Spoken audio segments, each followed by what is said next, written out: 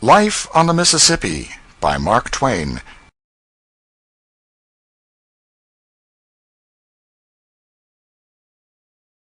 Chapter 23. Traveling Incognito.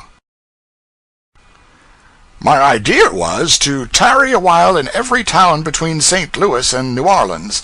To do this, it would be necessary to go from place to place by the short packet lines. It was an easy plan to make, and would have been an easy one to follow 20 years ago, but not now. There are wide intervals between boats these days. I wanted to begin with the interesting old French settlements of Saint-Geneviève and Kaskaskia, 60 miles below St. Louis. There was only one boat advertised for that section, a Grand Tower packet. Still, one boat was enough, so we went down to look at her. She was a venerable rack-heap, and a fraud to boot, for she was playing herself for personal property, whereas the good honest dirt was so thickly caked all over her that she was righteously taxable as real estate. There are places in New England where her hurricane deck would be worth $150 an acre. The soil on her forecastle was quite good. The new crop of wheat was already springing from the cracks in protected places. The companionway was of a dry, sandy character, and would have been well suited for grapes, with a southern exposure and a little subsoiling. The soil of the boiler deck was thin and rocky, but good enough for grazing purposes. A colored boy was on watch here, nobody else visible.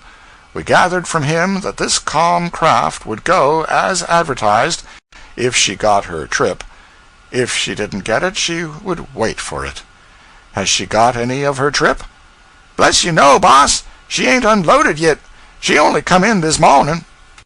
He was uncertain as to when she might get her trip, but thought it might be tomorrow or maybe next day. This would not answer at all, so we had to give up the novelty of sailing down the river on a farm. We had one more arrow in our quiver. A Vicksburg packet, the Gold Dust, was to leave at 5 p.m., We took passage in her for Memphis, and gave up the idea of stopping off here and there as being impracticable. She was neat, clean, and comfortable. We camped on the boiler deck, and bought some cheap literature to kill time with.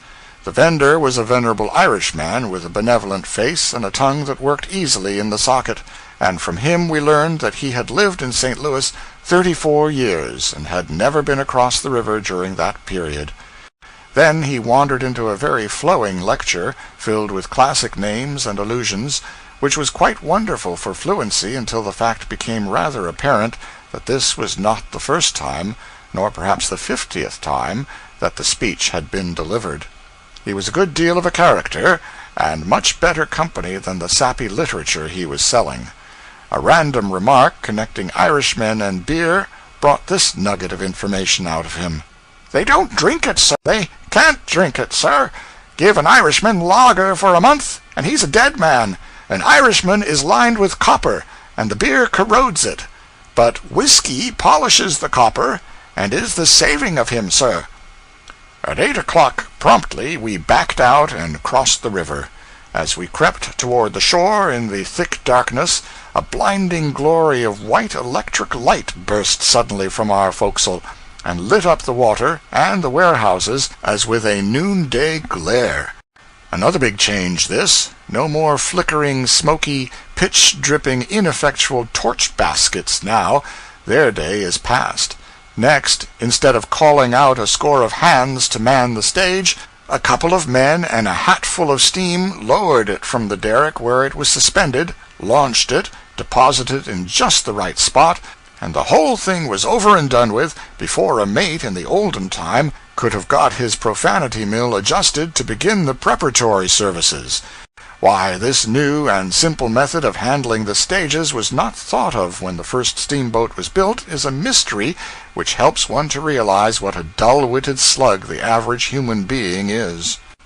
We finally got away at 2 in the morning, and when I turned out at 6, we were rounding to at a rocky point where there was an old stone warehouse, at any rate the ruins of it. 2 or 3 decayed dwelling-houses were nearby, in the shelter of the leafy hills, but there were no evidences of human or other animal life to be seen. I wondered if I had forgotten the river, for I had no recollection whatever of this place. The shape of the river, too, was unfamiliar. There was nothing in sight anywhere that I could remember ever having seen before. I was surprised, disappointed, and annoyed. We put ashore a well-dressed lady and gentleman, and two well-dressed ladylike young girls, together with sundry Russian leather bags.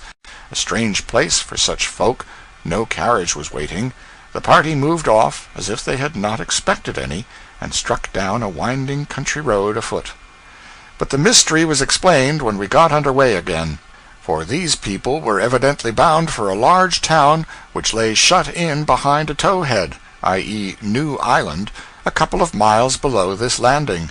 I couldn't remember that town. I couldn't place it, couldn't call its name, so I lost part of my temper. I suspected it might be St. Genevieve, and so it proved to be. Observe what this eccentric river had been about.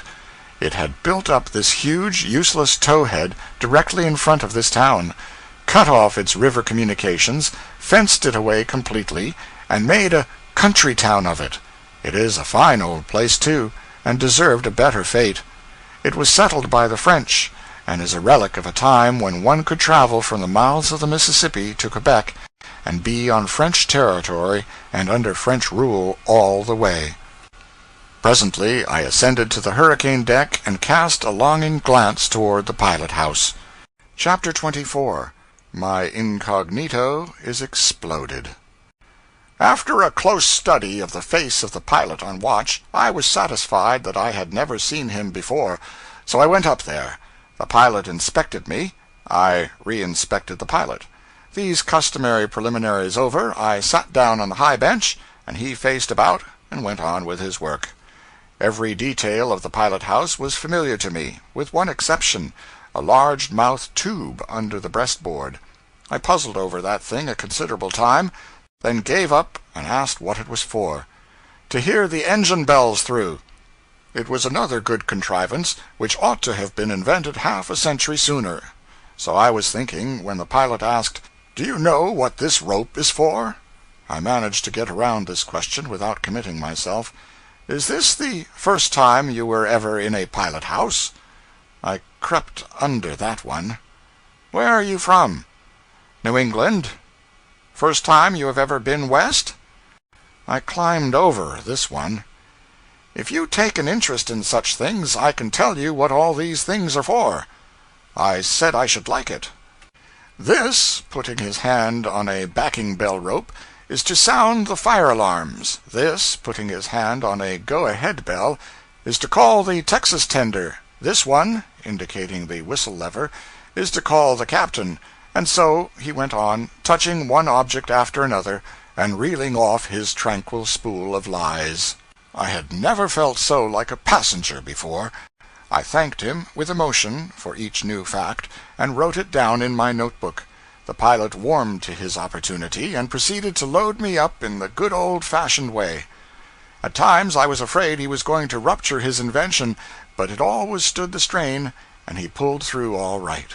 He drifted, by easy stages, into revealments of the river's marvelous eccentricities of one sort and another, and backed them up with some pretty gigantic illustrations. For instance, "Do you see that little boulder sticking out of the water yonder? Well, when I first came on the river, that was a solid ridge of rock, over 60 feet high and 2 miles long. All washed away but that." This with a sigh. I had a mighty impulse to destroy him, but it seemed to me that killing in any ordinary way would be too good for him. Once, when an odd-looking craft with a vast coal-scuttle slanting aloft on the end of a beam was steaming by in the distance, he indifferently drew attention to it, as one might to an object grown wearisome through familiarity, and observed that it was an alligator boat. An alligator boat? What's it for? To dredge out alligators with. Are they so thick as to be troublesome? Well, not now, because the government keeps them down, but they used to be, not everywhere, but in favorite places here and there, where the river is wide and shoal-like, Plum Point and Stack Island, and so on, places they call alligator beds. Did they actually impede navigation? Years ago, yes, in very low water. There was hardly a trip then that we didn't get aground on alligators. It seemed to me that I should certainly have to get out my tomahawk. However, I restrained myself and said, "It must have been dreadful." Yes, it was one of the main difficulties about piloting. It was so hard to tell anything about the water. The damned things shift around so, never lie still 5 minutes at a time.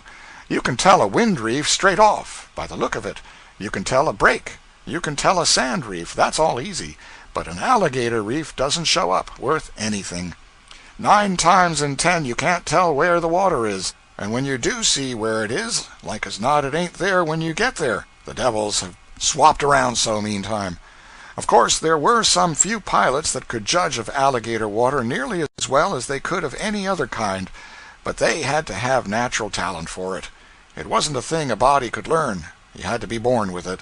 Let me see, there was Ben Thornburg, and Beck Jolly, and Squire Bell, and Horace Bixby, and Major Downing, and John Stevenson, and Billy Gordon, and Jim Brady, and George Ealer, and Billy Youngblood, all A1 alligator pilots. They could tell alligator water as far as another Christian could tell whiskey. Read it? Ah, couldn't they, though? I only wish I had as many dollars as they could read alligator water 1.5 miles off. Yes, and it paid them to do it, too. A good alligator pilot could always get $1,500 a month. Nights, other people had to lay up for alligators, but those fellows never laid up for alligators. They never laid up for anything but fog. They could smell the best alligator water, it was said. I don't know whether it was so or not, and I think a body's got his hands full enough if he sticks to just what he knows himself, without going around backing up other people's say-sos, though there's a plenty that ain't backward about doing it, as long as they can roust out something wonderful to tell, which is not the style of Robert Stiles by as much as 3 fathom, maybe quarter less. My! Was this Robert Stiles? This mustached and stately figure? A slim enough cub in my time. How he has improved in comeliness in 25 year, and in the noble art of inflating his facts. After these musings I said aloud, "I should think that dredging out the alligators wouldn't have done much good, because they could come back again right away. If you had had as much experience of alligators as I have, you wouldn't talk like that. You dredge an alligator once, and he's convinced. It's the last you hear of him. He wouldn't come back for pie. If there's one thing that an alligator is more down on than another, it's being dredged. Besides, they were not simply shoved out of the way. The most of the scoopful were scooped aboard. They emptied them into the hold, and when they had got a trip, they took them to Orleans, to the government works. What for? Why, to make soldier shoes out of their hides. All the government shoes are made of alligator hide. It makes the best shoes in the world. They last 5 years, and they won't absorb water. The alligator fishery is a government monopoly. All the alligators are government property, just like the live oaks. You cut down a live oak, and government fines you $50. You kill an alligator, and up you go for misprision of treason. Lucky duck if they don't hang you, too. And they will, if you're a Democrat. The buzzard is the sacred bird of the South, and you can't touch him. The alligator is the sacred bird of the government, and you've got to let him alone. Do you ever get aground on the alligators now? Oh, no, it hasn't happened for years. Well, then, why do they still keep the alligator boats in service? Just for police duty, nothing more. They merely go up and down now and then. The present generation of alligators know them as easy as a burglar knows a roundsman. When they see one coming, they break camp and go for the woods. After rounding out and finishing up and polishing off the alligator business, he dropped easily and comfortably into the historical vein, and told of some tremendous feats of 6 old-time steamboats of his acquaintance, dwelling at special length upon a certain extraordinary performance of his chief favorite among this distinguished fleet, and then adding, "That boat was the Cyclone, last trip she ever made. She sunk that very trip. Captain was Tom Ballou, the most immortal liar that ever I struck. He couldn't ever seem to tell the truth in any kind of weather.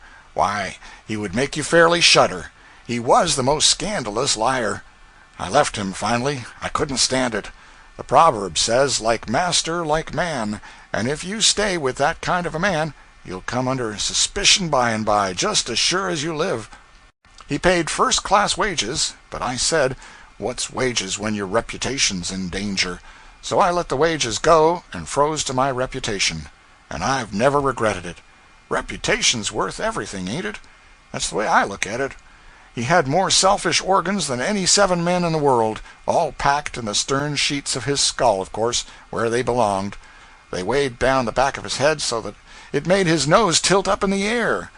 People thought it was vanity, but it wasn't. It was malice. If you only saw his foot, you'd take him to be 19 feet high, but he wasn't. It was because his foot was out of drawing. He was intended to be 19 feet high, no doubt, if his foot was made first, but he didn't get there. He was only 5 feet 10. That's what he was, and that's what he is. You take the lies out of him, and he'll shrink to the size of your hat. You take the malice out of him, and he'll disappear. That Cyclone was a rattler to go, and the sweetest thing to steer that ever walked the waters. Set her amidships in a big river and just let her go. It was all you had to do. She would hold herself on a star all night if you let her alone. You couldn't ever feel her rudder. It wasn't any more labor to steer her than it is to count the Republican vote in a South Carolina election. One morning, just at daybreak, the last trip she ever made, they took her rudder aboard to mend it. I didn't know anything about it. I backed her out from the woodyard and went a-weaving down the river all serene. When I had gone about 23 miles and made 4 horribly crooked crossings. Without any rudder?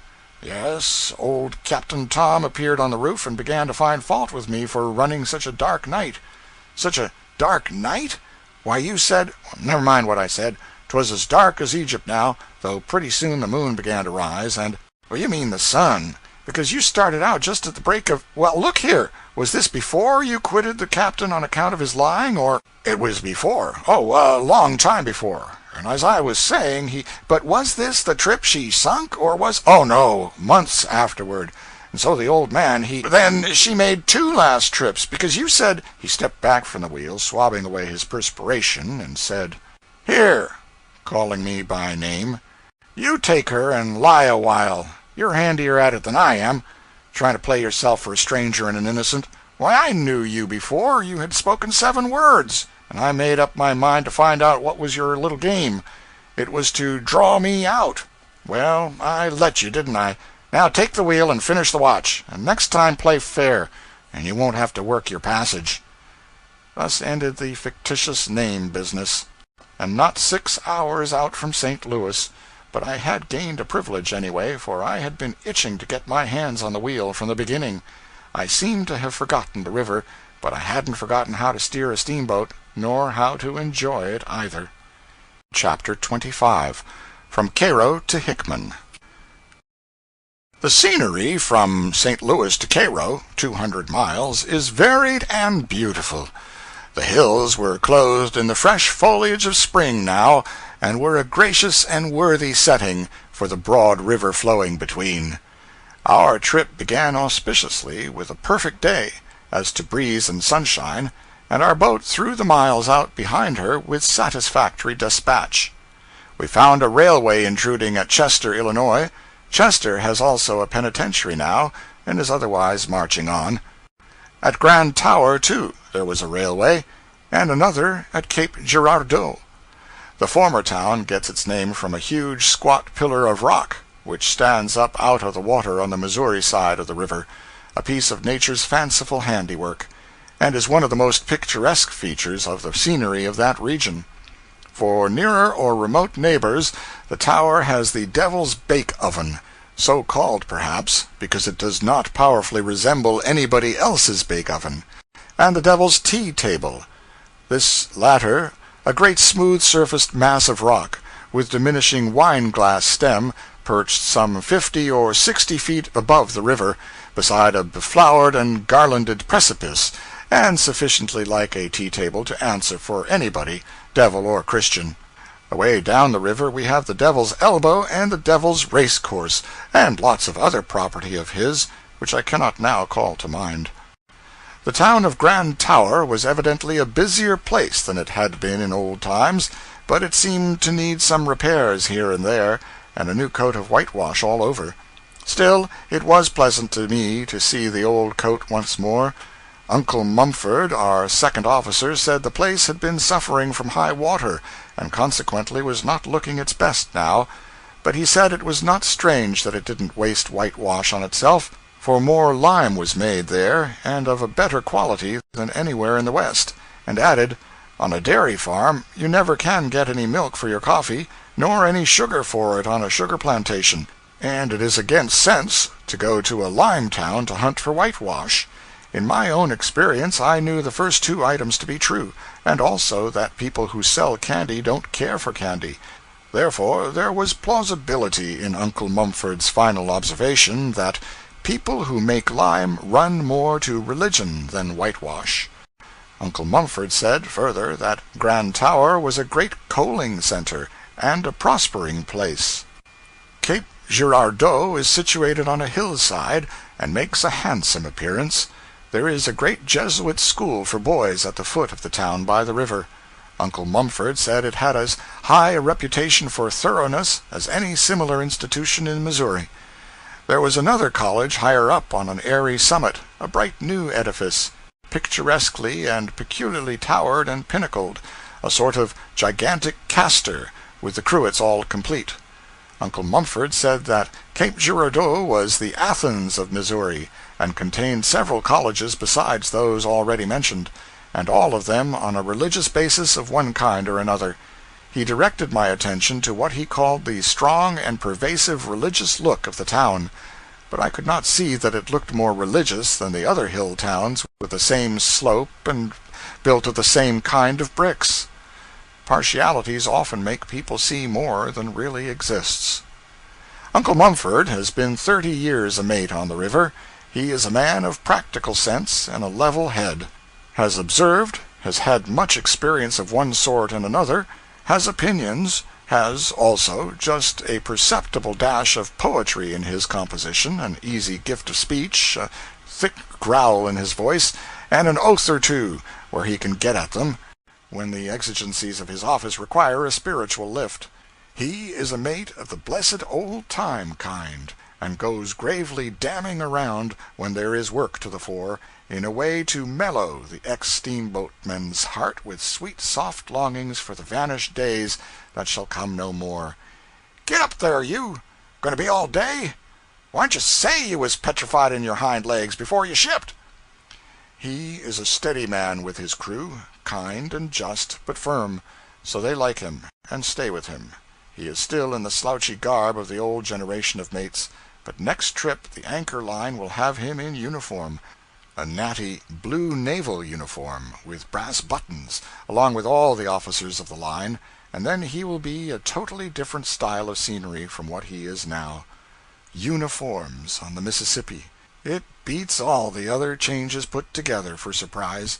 Still, there is another surprise, that it was not made 50 years ago. It is so manifestly sensible that it might have been thought of earlier, one would suppose. During 50 years out there, the innocent passenger in need of help and information has been mistaking the mate for the cook and the captain for the barber, and being roughly entertained for it, too.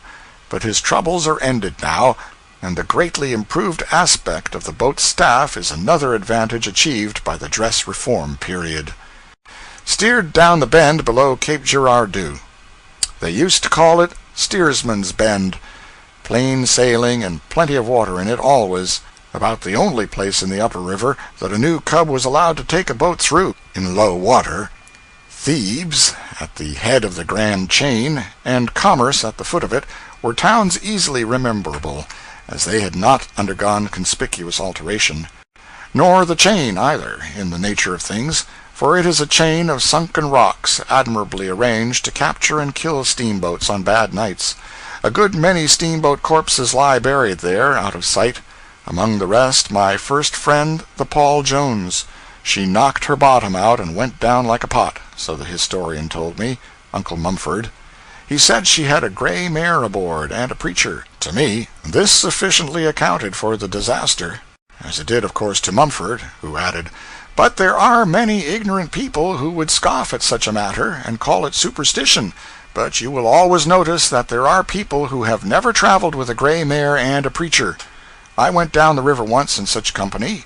We grounded at Bloody Island. We grounded at Hanging Dog. We grounded just below this same Commerce. We jolted Beaver Dam Rock. We hit one of the worst breaks in the graveyard behind Goose Island. We had a roustabout killed in a fight. We burnt a boiler, broke a shaft, collapsed a flue, and went into Cairo with 9 feet of water in the hold. May have been more, may have been less. I remember it as if it were yesterday. The men lost their heads with terror. They painted the mare blue in sight of town, and threw the preacher overboard, or we should not have arrived at all. The preacher was fished out and saved. He acknowledged himself that he had been to blame. I remember it all as if it were yesterday. That this combination of preacher and gray mare should breed calamity seems strange, and at first glance unbelievable. But the fact is fortified by so much unassailable proof that to doubt is to dishonor reason. I myself remember a case where a captain was warned by numerous friends against taking a gray mare and a preacher with him, but persisted in his purpose in spite of all that could be said, and the same day, it may have been the next, and some say it was, though I think it was the same day, he got drunk and fell down the hatchway, and was borne to his home a corpse. This is literally true. No vestige of Hat Island is left now. Every shred of it is washed away. I do not even remember what part of the river it used to be in, except that it was between St. Louis and Cairo somewhere. It was a bad region, all around and about Hat Island in early days. A farmer who lived on the Illinois shore there said that 29 steamboats had left their bones strung along within sight from his house. Between St. Louis and Cairo, the steamboat wrecks average 1 to the mile. 200 wrecks altogether. I could recognize big changes from Commerce down. Beaver Dam Rock was out in the middle of the river now, and throwing a prodigious break. It used to be close to the shore, and boats went down outside of it. A big island that used to be away out in mid-river has retired to the Missouri shore, and boats do not go near it any more. The island, called Jacket Pattern, is whittled down to a wedge now, and is booked for early destruction. Goose Island is all gone, but a little dab the size of a steamboat. The perilous graveyard, among whose numberless wrecks we used to pick our way so slowly and gingerly, is far away from the channel now, and a terror to nobody. One of the islands formerly called the Two Sisters is gone entirely. The other, which used to lie close to the Illinois shore, is now on the Missouri side, a mile away. It is joined solidly to the shore, and it takes a sharp eye to see where the seam is, but it is Illinois ground yet, and the people who live on it have to ferry themselves over and work the Illinois roads and pay Illinois taxes. Singular state of things. Near the mouth of the river several islands were missing, washed away. Cairo was still there, easily visible across the long flat point upon whose further verge it stands, but we had to steam a long way around to get to it. Night fell as we were going out of the upper river and meeting the floods of the Ohio. We dashed along without anxiety, for the hidden rock which used to lie right in the way has moved upstream a long distance out of the channel. Or rather, about 1 county has gone into the river from the Missouri point, and the Cairo point has made down and added to its long tongue of territory correspondingly. The Mississippi is a just and equitable river. It never tumbles one man's farm overboard without building a new farm just like it for that man's neighbor. This keeps down hard feelings. Going into Cairo, we came near killing a steamboat which paid no attention to our whistle and then tried to cross our bows. By doing some strong backing, we saved him, which was a great loss, for he would have made good literature. Cairo is a brisk town now, and is substantially built, and has a city look about it, which is in noticeable contrast to its former estate, as per Mr. Dickens' portrait of it. However, it was already building with bricks when I had seen it last, which was when Colonel, now General, Grant was drilling his first command there. Uncle Mumford says the libraries and Sunday schools have done a good work in Cairo, as well as the brick masons. Cairo has a heavy railroad and river trade, and her situation at the junction of the two great rivers is so advantageous that she cannot well help prospering. When I turned out in the morning, we had passed Columbus, Kentucky, and were approaching Hickman, a pretty town perched on a handsome hill. Hickman is in a rich tobacco region, and formerly enjoyed a great and lucrative trade in that staple, collecting it there in her warehouses from a large area of country and shipping it by boat. But Uncle Mumford says she built a railway to facilitate this commerce a little more, and he thinks it facilitated it the wrong way. Took the bulk of the trade out of her hands by collaring it along the line without gathering it at her doors. Chapter 26. Under Fire. Talk began to run upon the war now, for we were getting down into the upper edge of the former battle stretch by this time. Columbus was just behind us, so there was a good deal said about the famous Battle of Belmont.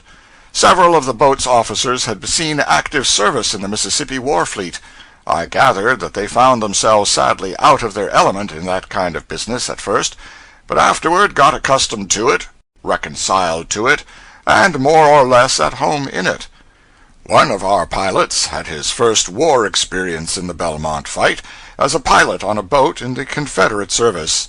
I had often had a curiosity to know how a green hand might feel, in his maiden battle, perched all solitary and alone on high in a pilot-house, a target for Tom, Dick, and Harry, and nobody at his elbow to shame him from showing the white feather when matters grew hot and perilous around him. So, to me, his story was valuable. It filled a gap for me, which all histories had left till that time empty. The pilot's first battle. He said, "It was the 7th of November. The fight began at 7 in the morning. I was on the R.H.W. Hill, took over a load of troops from Columbus, came back and took over a battery of artillery. My partner said he was going to see the fight, wanted me to go along. I said no, I wasn't anxious. I would look at it from the pilot-house. He said I was a coward, and left. That fight was an awful sight. General Cheatham made his men strip their coats off and throw them in a pile, and said, 'Now follow me to hell or victory.' I heard him say that from the pilot-house, and then he galloped in at the head of his troops. Old General Pillow, with his white hair mounted on a white horse, sailed in, too, leading his troops as lively as a boy. By and by the Federals chased the rebels back, and here they came, tearing along, everybody for himself, and devil take the hindmost, and down under the bank they scrambled, and took shelter. I was sitting with my legs hanging out of the pilot-house window. All at once I noticed a whizzing sound passing my ear, judged it was a bullet. I didn't stop to think about anything. I just tilted over backwards and landed on the floor and stayed there. The balls were booming round. 3 cannon balls went through the chimney. 1 ball took off the corner of the pilot-house. Shells were screaming and bursting all around. Mighty warm times. I wished I hadn't come. I lay there on the pilot-house floor while the shots came faster and faster. I crept in behind the big stove in the middle of the pilot-house. Presently a Minnie ball came through the stove. It just grazed my head and cut my hat. I judged it was time to go away from there. The captain was on the roof with the red-headed major from Memphis, a fine-looking man. I heard him say he wanted to leave here, but that pilot is killed. I crept over to the starboard side to pull the bell to set her back, raised up and took a look, and I saw about 15 shot holes through the window panes. Had come so lively I hadn't noticed them. I glanced out on the water, and the spattering shot were like hailstorm. I thought best to get out of that place. I went down the pilot-house guy, head first, not feet first, but head first, slid down, before I struck the deck. The captain said we must leave there, so I climbed up the guy and got on the floor again. About that time they collared my partner and were bringing him up to the pilot-house between 2 soldiers. Somebody had said I was killed.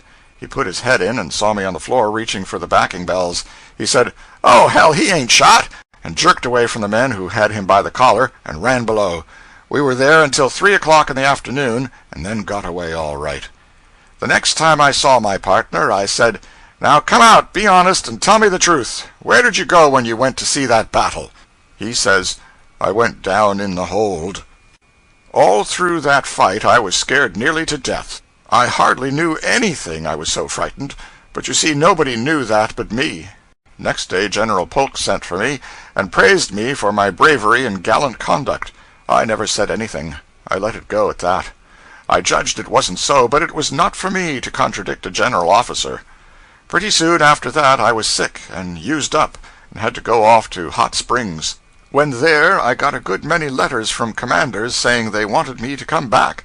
I declined because I wasn't well enough or strong enough, but I kept still, and kept the reputation I had made. A plain story, straightforwardly told. But Mumford told me that that pilot had gilded that scare of his in spots, that his subsequent career in the war was proof of it. We struck down through the chute of Island No. 8, and I went below and fell into conversation with a passenger, a handsome man with easy carriage and an intelligent face. We were approaching Island No. 10, a place so celebrated during the war. This gentleman's home was on the main shore in its neighborhood. I had some talk with him about the war times, but presently the discourse fell upon feuds, for in no part of the South has the vendetta flourished more briskly or held out longer between warring families than in this particular region. This gentleman said, "There's been more than one feud around here in old times, but I reckon the worst one was between the Darnells and the Watsons. Nobody don't know now what the first quarrel was about. It's so long ago. The Darnells and the Watsons don't know, if there's any of them living, which I don't think there is. Some says it was about a horse or a cow. Anyway, it was a little matter. The money in it wasn't of no consequence, none in the world. Both families was rich. The thing could have been fixed up easy enough, but no, that wouldn't do. Rough words had been passed, and so nothing but blood could fix it up after that. That horse or cow, whichever it was, cost 60 years of killing and crippling. Every year or so somebody was shot on one side or the other, and as fast as one generation was laid out, their sons took up the feud and kept it a-going. And it's just as I say. They went on shooting each other, year in and year out, making a kind of religion of it, you see, till they'd done forgot, long ago, what it was all about. Wherever a Darnell caught a Watson, or a Watson caught a Darnell, one of them was going to get hurt. Only question was, which of them got the drop on the other. They'd shoot one another down right in the presence of the family. They didn't hunt for each other, but when they happened to meet, they puffed and begun. Men would shoot boys, boys would shoot men. A man shot a boy 12 years old, happened on him in the woods, and didn't give him no chance. If he had given him a chance, the boy had shot him. Both families belonged to the same church. Everybody round here is religious.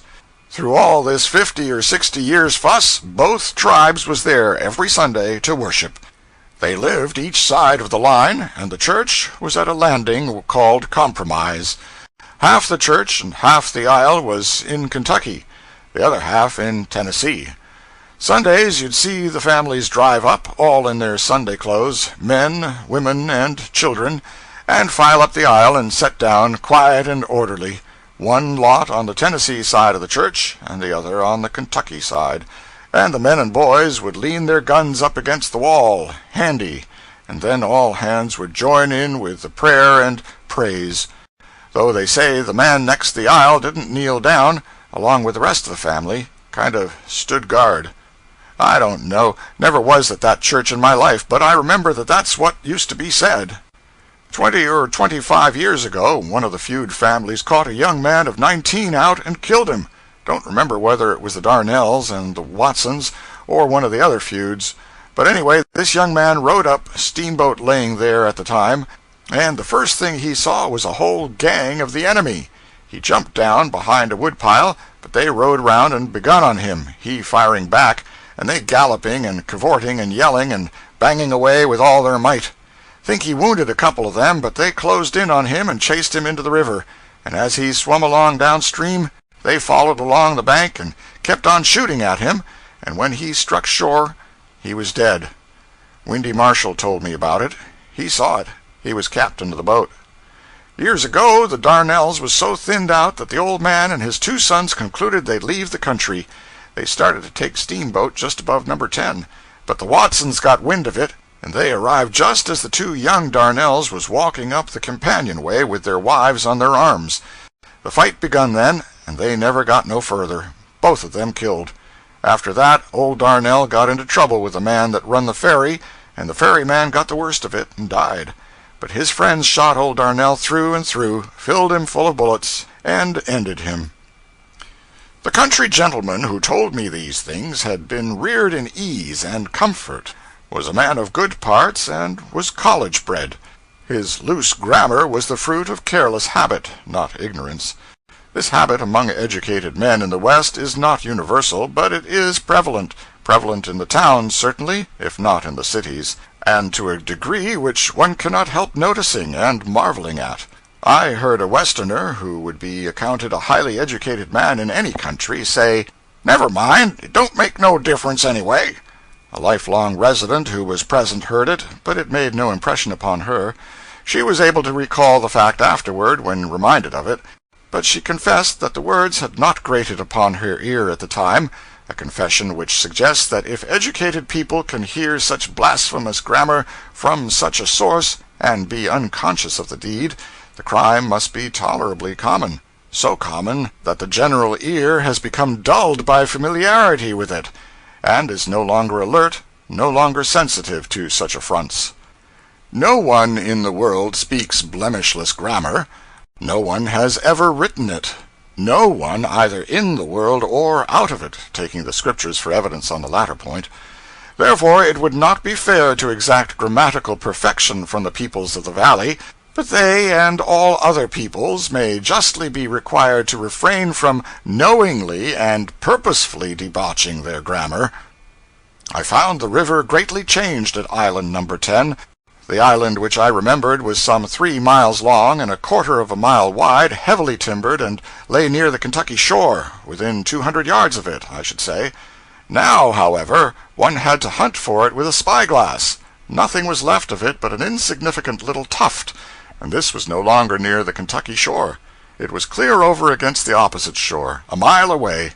In war times the island had been an important place, for it commanded the situation, and being heavily fortified, there was no getting by it. It lay between the upper and lower divisions of the Union forces, and kept them separate, until a junction was finally effected across the Missouri neck of land. But the island being itself joined to that neck now, the wide river is without obstruction. In this region the river passes from Kentucky into Tennessee, back into Missouri, then back into Kentucky, and thence into Tennessee again. So a mile or two of Missouri sticks over into Tennessee. The town of New Madrid was looking very unwell, but otherwise unchanged from its former condition and aspect. Its blocks of frame houses were still grouped in the same old flat plain, and environed by the same old forests. It was as tranquil as formerly, and apparently had neither grown nor diminished in size. It was said that the recent high water had invaded it and damaged its looks. This was surprising news, for in low water the river bank is very high there, 50 feet, and in my day an overflow had always been considered an impossibility. This present flood of 1882 will doubtless be celebrated in the river's history for several generations before a deluge of like magnitude shall be seen. It put all the unprotected lowlands under water from Cairo to the mouth. It broke down the levees in a great many places, on both sides of the river, and in some regions south, when the flood was at its highest, the Mississippi was 70 miles wide. A number of lives were lost, and the destruction of property was fearful. The crops were destroyed, houses washed away, and shelterless men and cattle forced to take refuge on scattering elevations here and there, in field and forest, and wait in peril and suffering until the boats put in commission by the national and local governments and by newspaper enterprise could come and rescue them. The properties of multitudes of people were under water for months, and the poorer ones must have starved by the hundreds if succor had not been promptly afforded. Footnote: for a detailed and interesting description of the great flood written on board of the New Orleans Times-Democrats relief boat, see Appendix A. The water had been falling during a considerable time now, yet as a rule we found the banks still under water. Chapter 27. Some Imported Articles. We met 2 steamboats at New Madrid, 2 steamboats in sight at once, an infrequent spectacle now in the lonesome Mississippi. The loneliness of this solemn, stupendous flood is impressive and depressing. League after league, and still league after league, it pours its chocolate tide along between its solid forest walls, its almost untenanted shores, with seldom a sail or a moving object of any kind to disturb the surface and break the monotony of the blank, watery solitude. And so the day goes, the night comes, and again the day, and still the same, night after night and day after day. Majestic, unchanging sameness of serenity, repose, tranquility, lethargy, vacancy, symbol of eternity, realization of the heaven pictured by priest and prophet and longed for by the good and thoughtless. Immediately after the War of 1812, tourists began to come to America from England, scattering ones at first, then a sort of procession of them, a procession which kept up its plodding, patient march through the land during many, many years. Each tourist took notes and went home and published a book which was usually calm, truthful, reasonable, kind, but which seemed just the reverse to our tender-footed progenitors. A glance at these tourist books shows us that in certain of its aspects the Mississippi has undergone no change since those strangers visited it, but remains today about as it was then. The emotions produced in those foreign breasts by these aspects were not all formed on one pattern, of course. They had to be various, along at first, because the earlier tourists were obliged to originate their emotions, whereas in older countries one can always borrow emotions from one's predecessors. And, mind you, emotions are among the toughest things in the world to manufacture out of whole cloth. It is easier to manufacture 7 facts than 1 emotion. Captain Basil Hall, R.N., writing 55 years ago, says, "Here I caught the first glimpse of the object I had so long wished to behold, and felt myself amply repaid at that moment for all the trouble I had experienced in coming so far, and stood looking at the river flowing past till it was too dark to distinguish anything. But it was not till I had visited the same spot a dozen times that I came to a right comprehension of the grandeur of the scene." Following are Mrs. Trollope's emotions. She is writing a few months later in the same year, 1827, and is coming in at the mouth of the Mississippi. "The first indication of our approach to land was the appearance of this mighty river pouring forth its muddy mass of waters, and mingling with the deep blue of the Mexican Gulf. I never beheld a scene so utterly desolate as this entrance of the Mississippi. Had Dante seen it, he might have drawn images of another Borgia from its horrors. One only object rears itself above the eddying waters. This is the mast of a vessel long since wrecked in attempting to cross the bar, and it still stands, a dismal witness of the destruction that has been, and a boding prophet of that which is to come." Emotions of Hon. Charles Augustus Murray, near St. Louis, 7 years later. "It is only when you ascend the mighty current for 50 or 100 miles, and use the eye of imagination as well as that of nature, that you begin to understand all his might and majesty. You see him fertilizing a boundless valley, bearing along in his course the trophies of his 1,000 victories over the shattered forest, here carrying away large masses of soil with all their growth, and there forming islands, destined at some future period to be the residence of man. And while indulging in this prospect, it is then time for reflection to suggest that the current before you has flowed through 2,000 or 3,000 miles, and has yet to travel 1,300 more before reaching its ocean destination." Receive now the emotions of Captain Marryat, R.N., author of the Sea Tales, writing in 1837, 3 years after Mr. Murray. "Never, perhaps, in the records of nations, was there an instance of a century of such unvarying and unmitigated crime as is to be collected from the history of the turbulent and blood-stained Mississippi. The stream itself appears as if appropriate for the deeds which have been committed. It is not like most rivers, beautiful to the sight, bestowing fertility in its course, not one that the eye loves to dwell upon as it sweeps along, nor can you wander upon its banks, or trust yourself without danger to its stream. It is a furious, rapid, desolating torrent loaded with alluvial soil, and few of those who are received into its waters ever rise again.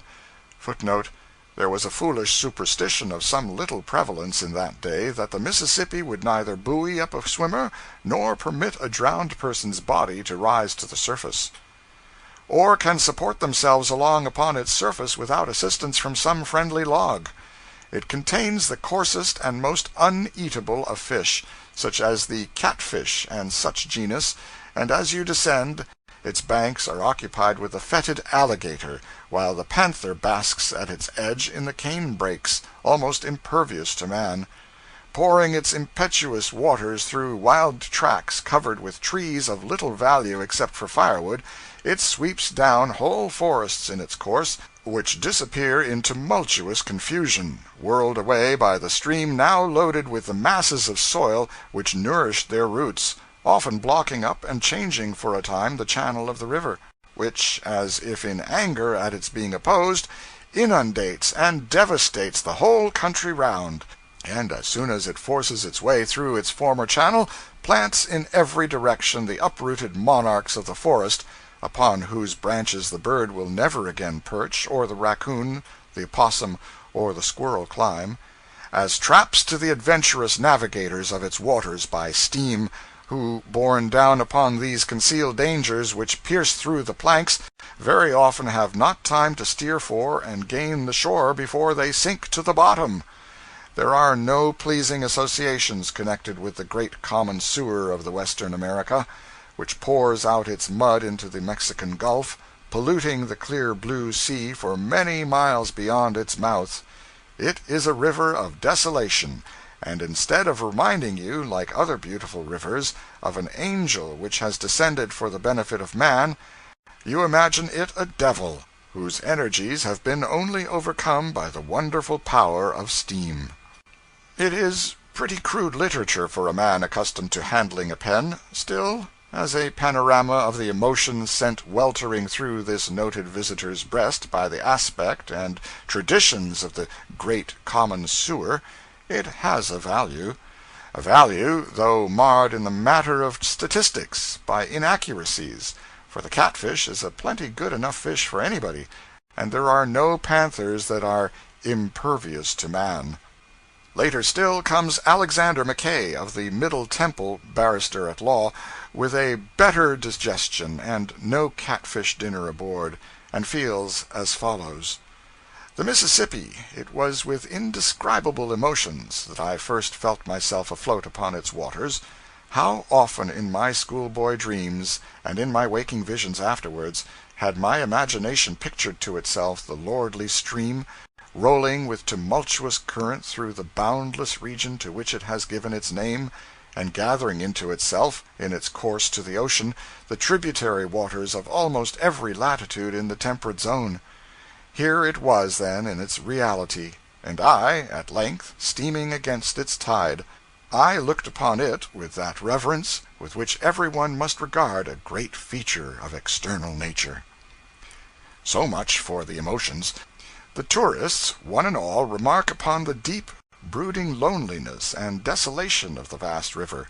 Captain Basil Hall, who saw it at flood stage, says, "Sometimes we passed along distances of 20 or 30 miles without seeing a single habitation. An artist, in search of hints for a painting of the deluge, would here have found them in abundance." The first shall be last, etc.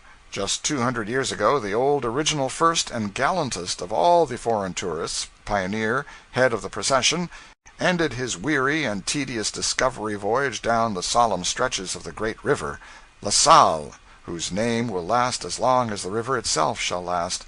We quote from Mr. Parkman: "And now they neared their journey's end. On the 6th of April the river divided itself into 3 broad channels. La Salle followed that of the west, and Dautrey that of the east, while Tonty took the middle passage. As he drifted down the turbid current, between the low and marshy shores, the brackish water changed to brine, and the breeze grew fresh with the salt breath of the sea. Then the broad bosom of the great Gulf opened on his sight, tossing its restless billows, limitless, voiceless, lonely as when born of chaos, without a sail, without a sign of life. Then, on a spot of solid ground, La Salle reared a column bearing the arms of France. The Frenchmen were mustered under arms, and while the New England Indians and their squaws looked on in wondering silence, they chanted the Te Deum, the Exaudiat, and the Domini Salvum Fac Regem. Then, whilst the musketry volleyed and rejoicing shouts burst forth, the victorious discoverer planted the column and made proclamation in a loud voice, taking formal possession of the river and the vast countries watered by it, in the name of the King. The column bore this inscription: Louis le Grand, Roi de France et de Navarre, règne, le 9e avril 1682. New Orleans intended to fittingly celebrate this present year the bicentennial anniversary of this illustrious event, but when the time came, all her energies and surplus money were required in other directions, for the flood was upon the land then, making havoc and devastation everywhere. Chapter 28. Uncle Mumford Unloads. All day we swung along down the river and had the stream almost wholly to ourselves. Formerly, at such a stage of the water, we should have passed acres of lumber rafts and dozens of big coal barges, also occasional little trading scows, peddling along from farm to farm, with the peddler's family on board. Possibly a random scow, bearing a humble Hamlet and Company on an itinerant dramatic trip. But these were all absent. Far along in the day we saw one steamboat, just one and no more. She was lying at rest in the shade, within the wooded mouth of the Obion River. The spy-glass revealed the fact that she was named for me, or he was named for me, whichever you prefer. As this was the first time I had ever encountered this species of honor, it seems excusable to mention it, and at the same time call the attention of the authorities to the tardiness of my recognition of it. Noted a big change in the river at Island 21. It was a very large island, and used to be out toward midstream, but it is joined fast to the main shore now, and has retired from business as an island. As we approached famous and formidable Plum Point, darkness fell, but that was nothing to shudder about in these modern times, for now the national government has turned the Mississippi into a sort of 2,000-mile torchlight procession. In the head of every crossing, and in the foot of every crossing, the government has set up a clear-burning lamp. You are never entirely in the dark now. There is always a beacon in sight, either before you, or behind you, or abreast. One might almost say that lamps have been squandered there. Dozens of crossings are lighted, which were not shoal when they were created, and have never been shoal since. Crossings so plain, too, and also so straight, that a steamboat can take herself through them without any help, after she has been through once. Lamps in such places are of course not wasted. It is much more convenient and comfortable for a pilot to hold on them than on a spread of formless blackness that won't stay still. And money is saved to the boat at the same time, for she can of course make more miles with her rudder amidships than she can with it squared across her stern and holding her back. But this thing has knocked the romance out of piloting to a large extent. It and some other things together have knocked all the romance out of it. For instance, the peril from snags is not now what it once was. The government's snag boats go patrolling up and down, in these matter-of-fact days, pulling the river's teeth. They have rooted out all the old clusters which made many localities so formidable, and they allow no new ones to collect. Formerly, if your boat got away from you on a black night and broke for the woods, it was an anxious time with you. So was it also when you were groping your way through solidified darkness in a narrow chute. But all that is changed now. You flash out your electric light, transform night into day in the twinkling of an eye, and your perils and anxieties are at an end. Horace Bixby and George Ritchie have charted the crossings and laid out the courses by compass.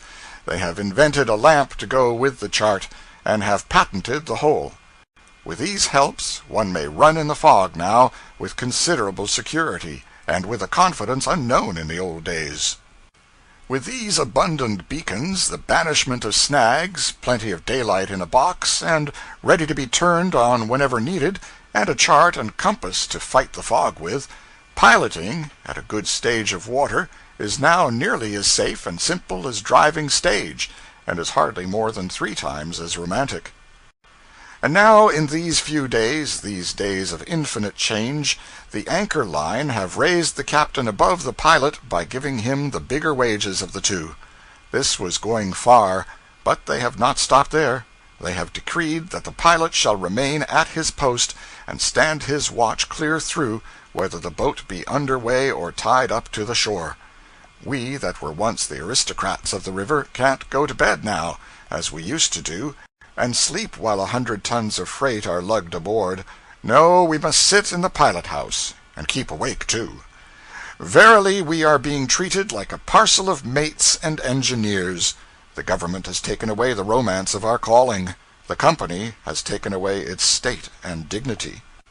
Plum Point looked as it had always looked by night, with the exception that now there were beacons to mark the crossings, and also a lot of other lights on the point and along its shore, these latter glinting from the fleet of the United States River Commission, and from a village which the officials have built on the land for offices and for the employees of the service. The military engineers of the Commission have taken upon their shoulders the job of making the Mississippi over again, a job transcended in size by only the original job of creating it. They are building wing dams here and there to deflect the current, and dikes to confine it in narrower bounds, and other dikes to make it stay there, and for unnumbered miles along the Mississippi they are felling the timber front for 50 yards back, with the purpose of shaving the bank down to low water mark with a slant of a house roof, and ballasting it with stones.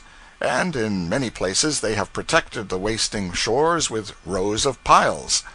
One who knows the Mississippi will promptly aver, not aloud, but to himself, that 10,000 river commissions, with the mines of the world at their back, cannot tame that lawless stream, cannot curb it or confine it, cannot say to it, "Go here," or "Go there," and make it obey, cannot save a shore which it has sentenced, cannot bar its path with an obstruction which it will not tear down, dance over, and laugh at. But a discreet man will not put these things into spoken words, for the West Point engineers have not their superiors any more. They know all that can be known of their abstruse science, and so, since they conceive that they can fetter and handcuff that river and boss him, it is but wisdom for the unscientific man to keep still, lie low, and wait till they do it. Captain Eads, with his jetties, has done a work at the mouth of the Mississippi which seemed clearly impossible. So we do not feel full confidence now to prophesy against like impossibilities. Otherwise one would pipe out and say the Commission might as well bully the comets in their courses, and undertake to make them behave, as try to bully the Mississippi into right and reasonable conduct. I consulted Uncle Mumford concerning this and cognate matters, and I give here the result, stenographically reported, and therefore to be relied on as being full and correct, except that I have here and there left out remarks which were addressed to the men, such as, "Where in blazes are you going with that barrel now?" and which seemed to me to break the flow of the written statement, without compensating by adding to its information or its clearness. Not that I have ventured to strike out all such interjections. I have removed only those which were obviously irrelevant. Wherever one occurred which I felt any question about, I have judged it safest to let it remain. Uncle Mumford's Impressions. Uncle Mumford said, "As long as I have been mate of a steamboat, 30 years, I have watched this river and studied it. Maybe I could have learnt more about it at West Point, but if I believe it, I wish I may be—" "What are you sucking your fingers there for? Collar that kag of nails!" 4 years at West Point and plenty of books and schooling will learn a man a good deal, I reckon, but it won't learn him the river. You turn one of those little European rivers over to this commission, with its hard bottom and clear water, and it would just be a holiday job for them to wall it, and pilot, and dike it, and tame it down, and boss it around, and make it go wherever they wanted it to, and stay where they put it, and do just as they said, every time. But this ain't that kind of river. They have started in here with big confidence, and the best intentions in the world, but they are going to get left. What does Ecclesiastes 7:13 say? Says enough to knock their little game galley west, don't it? Now, you look at their methods once. There at Devil's Island, in the upper river, they wanted the water to go one way, the water wanted to go another. So they put up a stone wall. But what does this river care for a stone wall? When it got ready, it just bulged through it. Maybe they can build another that will stay, that is, up there, but not down here they can't. Down here in the lower river they drive some pegs to turn the water away from the and stop it from slicing off the bank. Very well, don't it go straight over and cut somebody else's bank? Certainly. Are they going to peg all the banks? Why, they could buy ground and build a new Mississippi cheaper. They are pegging Bulletin Towhead now. It won't do any good. If the river has got a mortgage on that island, it will foreclose, sure, pegs or no pegs. Away down yonder they have driven 2 rows of piles straight through the middle of a dry bar half a mile long, which is 40 foot out of the water when the river is low. What do you reckon that is for? If I know, I wish I may land in. Hump yourself, you son of an undertaker! Out with that coal oil now! Lively! Lively! And just look at what they're trying to do down there at Milliken's Bend. There's been a cut-off in that section, and Vicksburg is left out in the cold. It's a country town now. The river strikes in below it, and a boat can't go up to the town except in high water.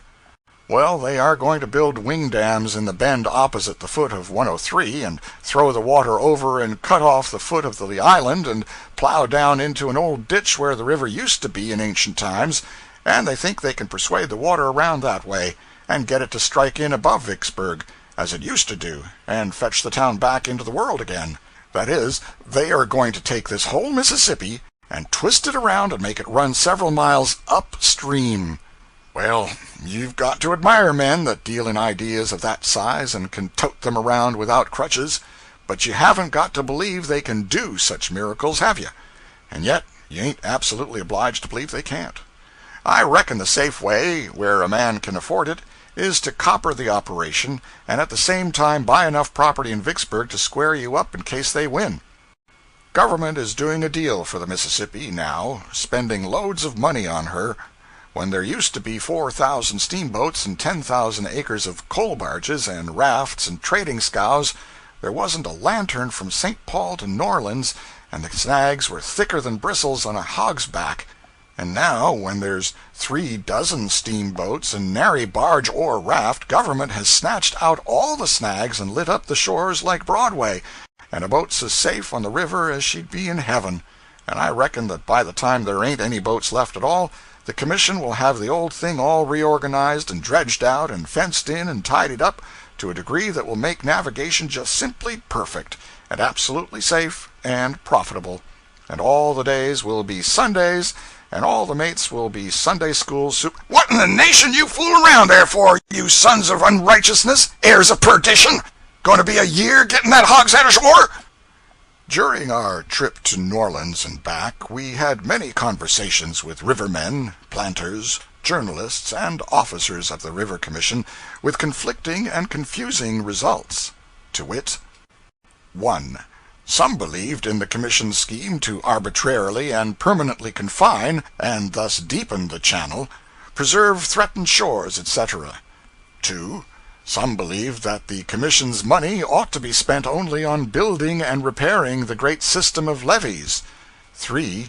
Some believed that the higher you build your levee, the higher the river's bottom will rise, and that consequently the levee system is a mistake. 4. Some believed in the scheme to relieve the river in flood time by turning its surplus waters off into Lake Borgne, etc. 5. Some believed in the scheme of northern lake reservoirs to replenish the Mississippi in low water seasons. Wherever you find a man down there who believes in one of these theories, you may turn to the next man and frame your talk upon the hypothesis that he does not believe in that theory, and after you have had experience, you do not take this course doubtfully or hesitatingly, but with the confidence of a dying murderer, converted one, I mean. For you will have come to know, with a deep and restful certainty, that you are not going to meet two people sick of the same theory, one right after the other. No, there will always be one or two with the other diseases along between. And as you proceed, you will find out one or two other things. You will find out that there is no distemper of the lot, but is contagious, and you cannot go where it is without catching it. You may vaccinate yourself with deterrent facts as much as you please. It will do no good.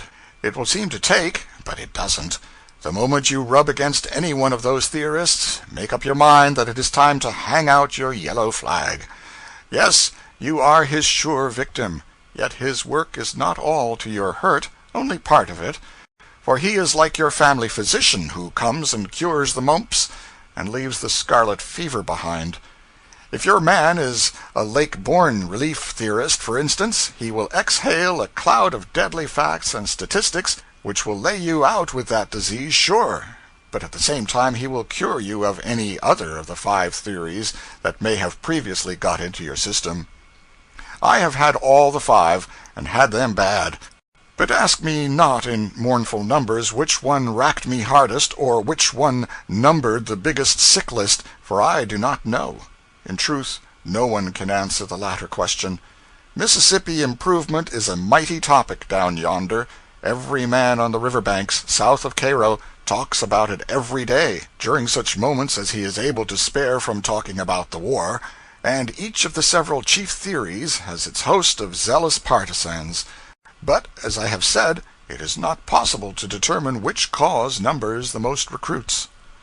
All were agreed upon one point, however.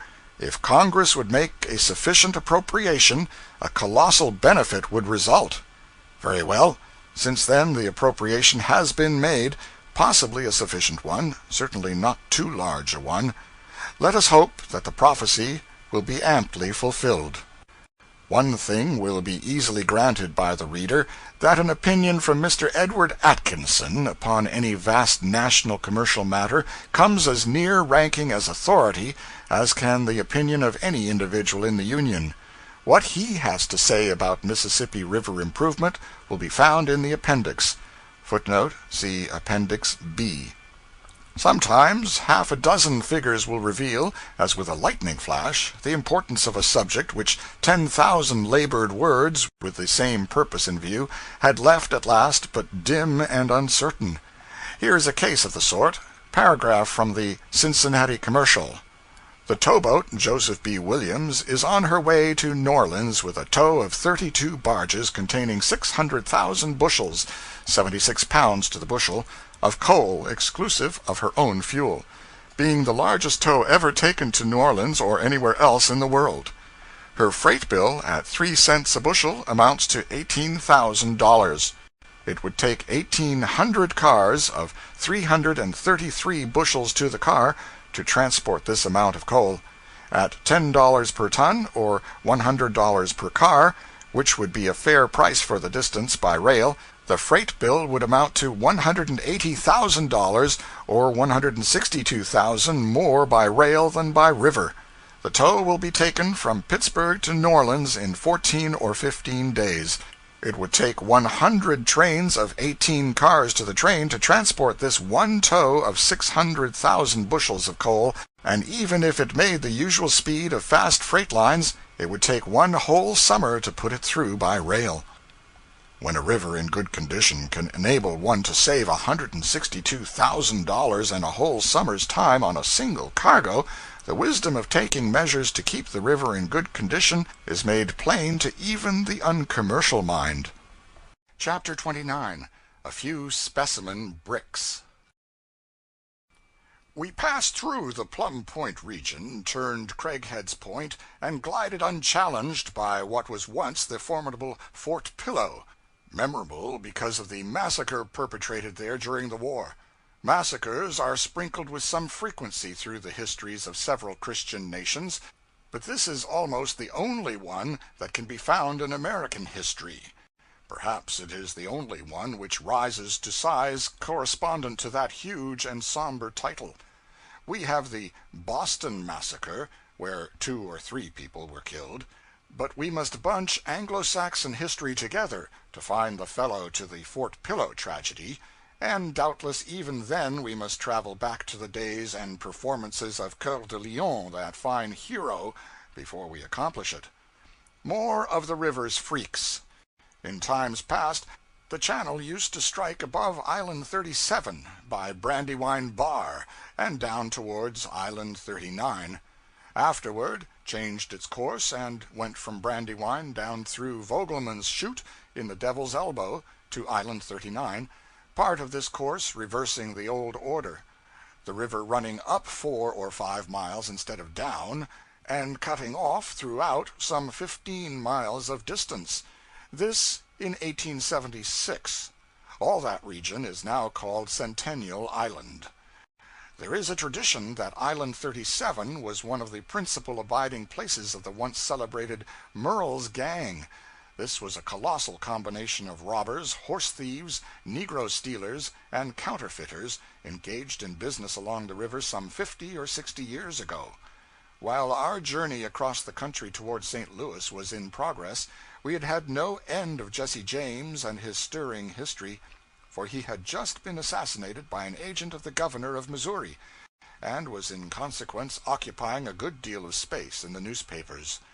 Cheap histories of him were for sale by train boys. According to these, he was the most marvelous creature of his kind that had ever existed. It was a mistake. Murrell was his equal in boldness, in pluck, in rapacity, in cruelty, brutality, heartlessness, treachery, and in general and comprehensive vileness and shamelessness, and very much his superior in some larger aspects. James was a retail rascal, Murrell wholesale. James' modest genius dreamed of no loftier flight than the planning of raids upon cars, coaches, and country banks. Murrell projected negro insurrections and the capture of New Orleans, and furthermore, on occasion, this Murrell could go into a pulpit and edify the congregation. What are James and his half-dozen vulgar rascals compared with this stately old-time criminal, with his sermons, his meditated insurrections and city captures, and his majestic following of 1,000 men sworn to do his evil will? Here is a paragraph or two concerning this big operator, from a now forgotten book which was published half a century ago. He appears to have been a most dexterous as well as consummate villain. When he traveled, his usual disguise was that of an itinerant preacher, and it is said that his discourses were very soul-moving, interesting the hearers so much that they forgot to look after their horses, which were carried away by his confederates while he was preaching. But the stealing of horses in one state and selling them in another was but a small portion of their business. The most lucrative was the enticing slaves to run away from their masters, that they might sell them in another quarter. This was arranged as follows. They would tell a negro that if he would run away from his master and allow them to sell him, he should receive a portion of the money paid for him, and that upon his return to them a second time they would send him to a free state where he would be safe. The poor wretches complied with this request, hoping to obtain money and freedom. They would be sold to another master, and run away again to their employers. Sometimes they would be sold in this manner 3 or 4 times, until they had realized $3,000 or $4,000 by them. But as, after this, there was fear of detection, the usual custom was to get rid of the only witness that could be produced against them, which was the negro himself, by murdering him and throwing his body into the Mississippi. Even if it was established that they had stolen a negro before he was murdered, they were always prepared to evade punishment, for they concealed a negro who had run away until he was advertised, and a reward offered to any man who would catch him. An advertisement of this kind warrants the person to take the property if found, and then the negro becomes a property in trust. When, therefore, they sold a negro, it only became a breach of trust, not stealing. And for a breach of trust, the owner of the property can only have redress by a civil action, which was useless, as the damages were never paid. It may be inquired how it was that Murrell escaped lynch law under such circumstances. This will be easily understood when it is stated that he had more than 1,000 sworn confederates, all ready at a moment's notice to support any of the gang who might be in trouble. The names of all the principal confederates of Murrell were obtained from himself in a manner which I shall presently explain. The gang was composed of two classes: the heads, or council, as they were called, who planned and concerted, but seldom acted. They amounted to about 400. The other class were the active agents, and were termed strikers, and amounted to about 650. These were the tools in the hands of the others. They ran all the risk, and received but a small portion of the money. They were in the power of the leaders of the gang, who would sacrifice them at any time by handing them over to justice or sinking their bodies in the Mississippi. The general rendezvous of this gang of miscreants was on the Arkansas side of the river, where they concealed their negroes in the morasses and cane-brakes. The depredations of this extensive combination were severely felt, but so well were their plans arranged that although Murrell, who was always active, was everywhere suspected, there was no proof to be obtained. It so happened, however, that a young man of the name of Stewart, who was looking after two slaves which Murrell had decoyed away, fell in with him and obtained his confidence, took the oath, and was admitted into the gang as one of the general council. By this means all was discovered, for Stewart turned traitor, although he had taken the oath, and having obtained every information, exposed the whole concern, the names of all the parties, and finally succeeded in bringing home sufficient evidence against Murrell to procure his conviction and sentence to the penitentiary. Murrell was sentenced to 14 years' imprisonment. So many people who were supposed to be honest and bore a respectable name in the different states were found to be among the list of the Grand Council, as published by Stewart, that every attempt was made to throw discredit upon his assertions. His character was vilified, and more than one attempt was made to assassinate him. He was obliged to quit the Southern States in consequence. It is, however, now well ascertained to have been all true, and although some blame Mr. Stewart for having violated his oath, they no longer attempt to deny that his revelations were correct. I will quote one or two portions of Murrell's confessions to Mr. Stewart, made to him when they were journeying together. I ought to have observed that the ultimate intentions of Murrell and his associates were, by his own account, on a very extended scale, having no less an object in view than raising the blacks against the whites, taking possession of and plundering New Orleans, and making themselves possessors of the territory. The following are a few extracts.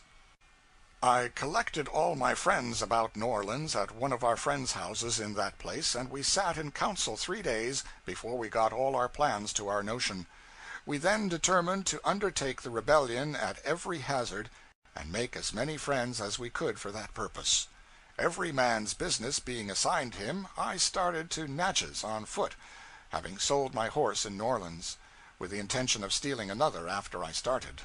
I walked 4 days, and no opportunity offered for me to get a horse. The 5th day, about 12, I had become tired, and stopped at a creek to get some water and rest a little. While I was sitting on a log, looking down the road the way that I had come, a man came in sight riding on a good-looking horse. The very moment I saw him, I was determined to have his horse, if he was in the garb of a traveler. He rode up, and I saw from his equipage that he was a traveler. I arose and drew an elegant rifle pistol on him, and ordered him to dismount. He did so, and I took his horse by the bridle and pointed down the creek, and ordered him to walk before me. He went a few hundred yards and stopped. I hitched his horse, and then made him undress himself, all to his shirt and drawers, and ordered him to turn his back to me. He said, "If you are determined to kill me, let me have time to pray before I die." I told him I had no time to hear him pray. He turned around and dropped on his knees, and I shot him through the back of the head. I ripped open his belly and took out his entrails, and sunk him in the creek. I then searched his pockets and found $400.37 and a number of papers that I did not take time to examine. I sunk the pocketbook and papers and his hat in the creek. His boots were brand new and fitted me genteelly, and I put them on and sunk my old shoes in the creek to atone for them. I rolled up his clothes and put them into his portmanteau, as they were brand new cloth of the best quality.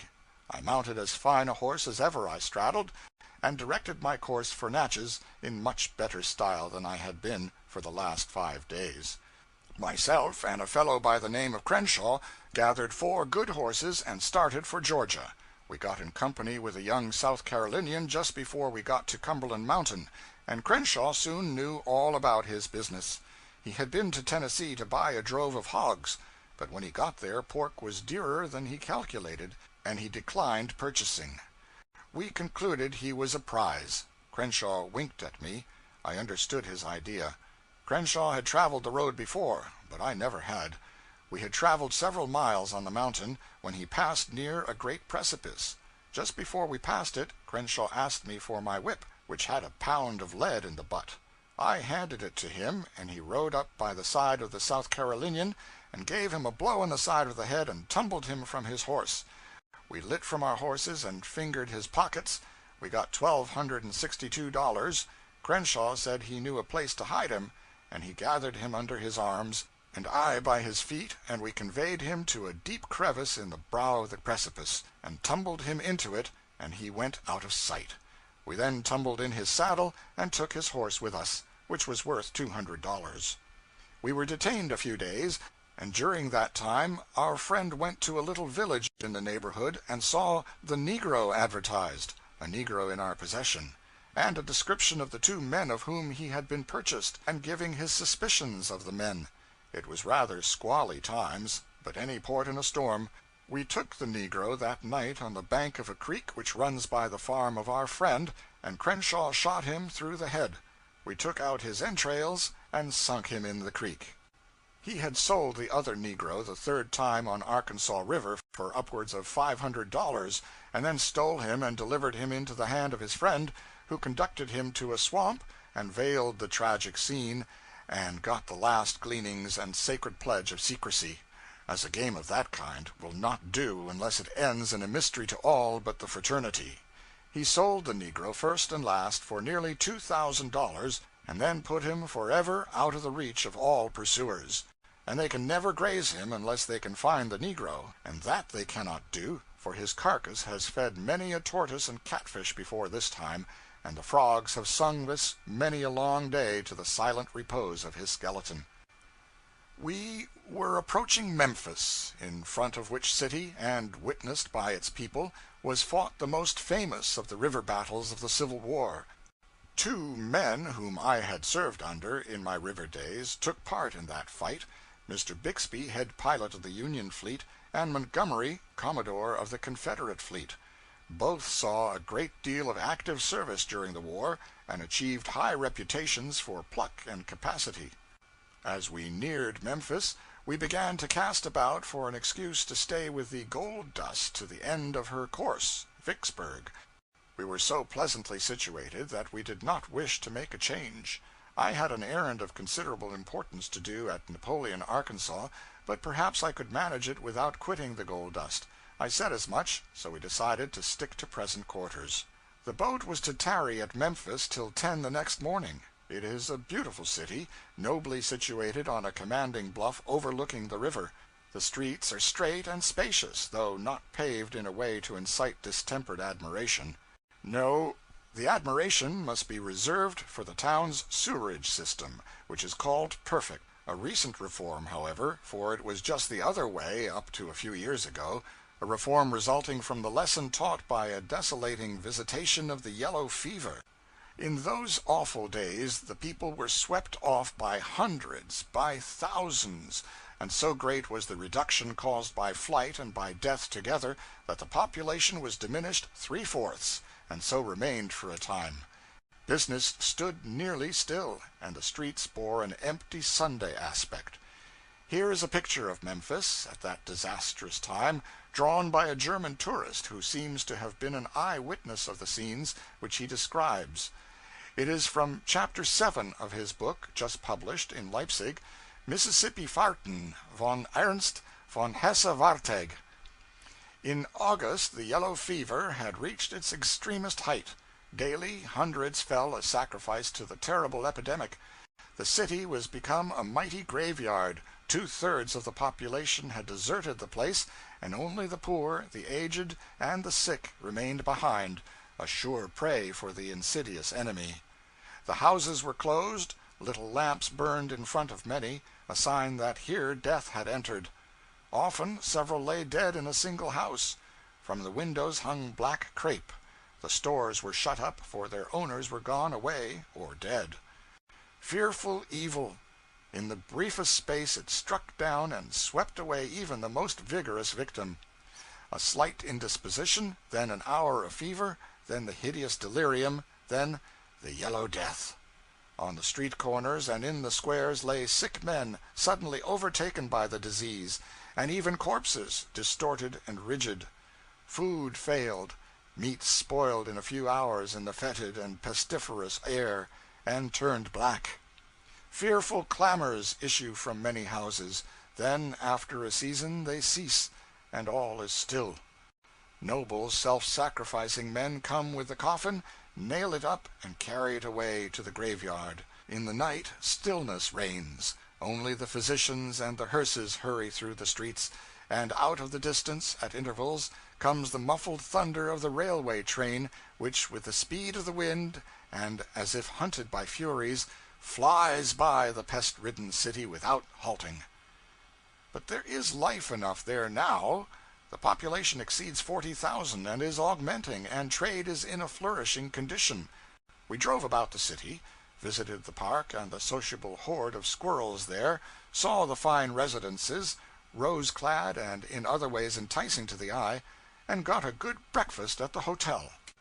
A thriving place is the Good Samaritan city of the Mississippi, has a great wholesome jobbing trade, foundries, machine shops, and manufactories of wagons, carriages, and cottonseed oil, and is shortly to have cotton mills and elevators. Her cotton receipts reached 500,000 bales last year, an increase of 60,000 over the year before. Out from her healthy commercial heart issue 5 trunk lines of railway, and a 6th is being added. This is a very different Memphis from the one which the vanished and unremembered procession of foreign tourists used to put into their books long time ago. In the days of the now forgotten but once renowned and vigorously hated Mrs. Trollope, Memphis seems to have consisted mainly of one long street of log houses, with some outlying cabins sprinkled around rearward toward the woods, and now and then a pig, and no end of mud. That was 55 years ago. She stopped at the hotel. Plainly it was not the one which gave us our breakfast. She says, "The table was laid for 50 persons, and was nearly full. They ate in perfect silence, and with such astonishing rapidity that their dinner was over literally before ours was begun. The only sounds heard were those produced by the knives and forks, with the unceasing chorus of coughing, etc." Coughing, etc. The etc. stands for an unpleasant word there, a word which she does not always charitably cover up, but sometimes prints. You will find it in the following description of a steamboat dinner which she ate in company with a lot of aristocratic planters. Wealthy, well-born, ignorant swells they were, tinseled with the usual harmless military and judicial titles of that old day of cheap shams and windy pretense. The total want of all the usual courtesies of the table, the voracious rapidity with which the viands were seized and devoured, the strange uncouth phrases and pronunciation, the loathsome spitting, from the contamination of which it was absolutely impossible to protect our dresses, the frightful manner of feeding with their knives, till the whole blade seemed to enter into the mouth, and the still more frightful manner of cleaning the teeth afterwards with a pocket-knife, soon forced us to feel that we were not surrounded by the generals, colonels, and majors of the old world, and that the dinner hour was to be anything rather than an hour of enjoyment. Chapter 30 Sketches by the Way.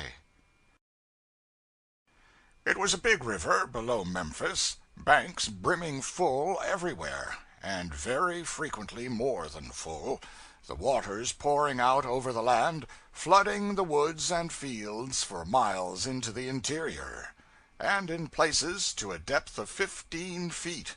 Signs all about of men's hard work gone to ruin, and all to be done over again, with straitened means and weakened courage. A melancholy picture, and a continuous one. Hundreds of miles of it. Sometimes the beacon lights stood in water 3 feet deep, in the edge of dense forests which extended for miles without farm, wood yard, clearing, or break of any kind, which meant that the keeper of the light must come in a skiff a great distance to discharge his trust, and often in desperate weather. Yet I was told that the work is faithfully performed in all weathers, and not always by men, sometimes by women if the man is sick or absent. The government furnishes oil, and pays $10 or $15 a month for the lighting and tending. A government boat distributes oil and pays wages once a month. The Ship Island region was as woodsy and tenantless as ever. The island has ceased to be an island, has joined itself compactly to the main shore, and wagons travel now where the steamboats used to navigate. No signs left of the wreck of the Pennsylvania. Some farmer will turn up her bones with his plow one day, no doubt, and be surprised. We were getting down now into the migrating Negro region. These poor people could never travel when they were slaves, so they make up for the privation now. They stay on a plantation till the desire to travel seizes them, then they pack up, hail a steamboat, and clear out. Not for any particular place. No, nearly any place will answer. They only want to be moving. The amount of money on hand will answer the rest of the conundrum for them. If it will take them 50 miles, very well, let it be 50. If not, a shorter flight will do.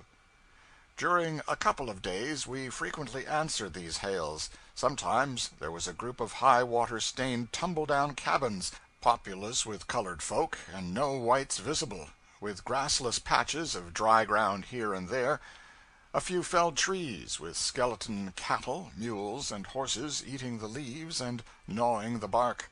No other food for them in the flood wasteland. Sometimes there was a single lonely landing cabin. Near it the colored family that had hailed us, little and big, old and young, roosting on the scant pile of household goods, these consisting of a rusty gun, some bed ticks, chests, tinware, stools, a crippled looking-glass, a venerable arm-chair, and 6 or 8 base-born and spiritless yellow curs, attached to the family by strings. They must have their dogs, can't go without their dogs.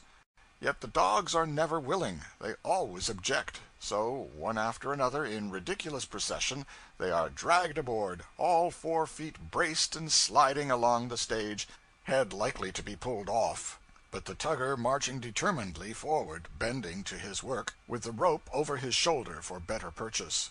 Sometimes a child is forgotten and left on the bank, but never a dog. The usual river gossip going on in the pilot house. Island number 63, an island with a lovely chute, or passage, behind it in the former times. They said Jesse Jameson in the Skylark had a visiting pilot with him one trip, a poor old broken-down, superannuated fellow, left him at the wheel at the foot of 63 to run off the watch. The ancient mariner went up through the chute and down the river outside, and up the chute and down the river again, and again, and handed the boat over to the relieving pilot, at the end of 3 hours of honest endeavor, at the same old foot of the island where he had originally taken the wheel. A darky on shore who had observed the boat go by about 13 times said, "'Clar to gracious, I wouldn't be s'prised if dey's a whole line of dem Skylarks." Anecdote illustrative of influence of reputation in the changing of opinion. The Eclipse was renowned for her swiftness. One day she passed along. An old darky on shore, absorbed in his own matters, did not notice what steamer it was. Presently someone asked, "Any boat gone up?" "Yes, sir." "Was she going fast?" "Oh, so, loafing along." "Now, do you know what boat that was?" "No, sir." "Why, uncle, that was the Eclipse." "No, is dat so? Well, I bet it was, 'cause she just went by here a sparkling." Piece of history illustrative of the violent style of some of the people down along here. During the early weeks of high water, A's fence rails washed down on B's ground, and B's rails washed up in the eddy and landed on A's ground. A said, "Let the thing remain so. I will use your rails and you use mine." But B objected, wouldn't have it so. One day A came down on B's ground to get his rails. B said, "I'll kill you," and proceeded for him with his revolver.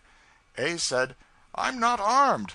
So B, who wished to do only what was right, threw down his revolver, then pulled a knife, and cut A's throat all round, but gave his principal attention to the front, and so failed to sever the jugular.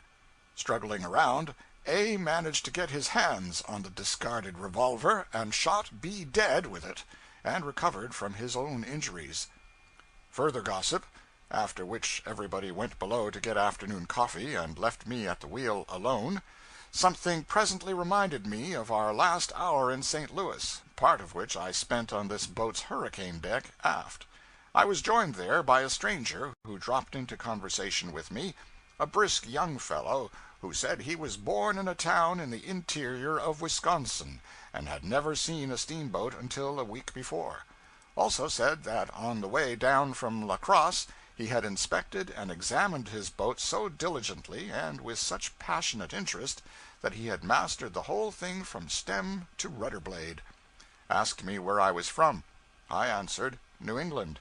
"Oh, a Yank," said he, and went chatting straight along, without waiting for assent or denial. He immediately proposed to take me all over the boat and tell me the names of her different parts, and teach me their uses. Before I could enter protest or excuse, he was already rattling glibly away at his benevolent work, and when I perceived that he was misnaming the things and inhospitably amusing himself at the expense of an innocent stranger from a far country, I held my peace and let him have his way. He gave me a world of misinformation, and the further he went, the wider his imagination expanded, and the more he enjoyed his cruel work of deceit. Sometimes, after palming off a particularly fantastic and outrageous lie upon me, he was so full of laugh that he had to step aside for a minute, upon one pretext or another, to keep me from suspecting. I stayed faithfully by him until his comedy was finished. Then he remarked that he had undertaken to learn me all about a steamboat, and had done it, but that if he had overlooked anything, just ask him, and he would supply the lack. "Anything about this boat that you don't know the name of or the purpose of, you come to me, and I'll tell you." I said I would, and took my departure, disappeared, and approached him from another quarter, whence he could not see me. There he sat, all alone, doubling himself up and writhing this way and that, in the throes of unappeasable laughter. He must have made himself sick, for he was not publicly visible afterward for several days. Meantime, the episode dropped out of my mind. The thing that reminded me of it now, when I was alone at the wheel, was the spectacle of this young fellow standing in the pilot-house door, with the knob in his hand, silently and severely inspecting me. I don't know when I have seen anybody look so injured as he did. He did not say anything, simply stood there and looked, reproachfully looked and pondered. Finally he shut the door and started away, halted on the Texas a minute, came slowly back and stood in the door again, with that grieved look in his face, gazed upon me a while in meek rebuke, then said, "You let me learn you all about a steamboat, didn't you?" "Yes," I confessed. "Yes, you did. Didn't you?" "Yes." "You are the feller that Language failed. Pause. Impotent struggle for further words. Then he gave it up, choked out a deep, strong oath, and departed for good. Afterward I saw him several times below during the trip, but he was cold, would not look at me. Idiot, if he had not been in such a sweat to play his witless practical joke upon me in the beginning, I would have persuaded his thoughts into some other direction, and saved him from committing that wanton and silly impoliteness. I had myself called with the 4 o'clock watch, mornings, for one cannot see too many summer sunrises on the Mississippi. They are enchanting. First, there is the eloquence of silence, for a deep hush broods everywhere. Next, there is the haunting sense of loneliness, isolation, remoteness from the worry and bustle of the world. The dawn creeps in stealthily. The solid walls of black forest soften to gray, and vast stretches of the river open up and reveal themselves. The water is glass smooth, gives off spectral little wreaths of white mist. There is not the faintest breath of wind, nor stir of leaf. The tranquility is profound and infinitely satisfying.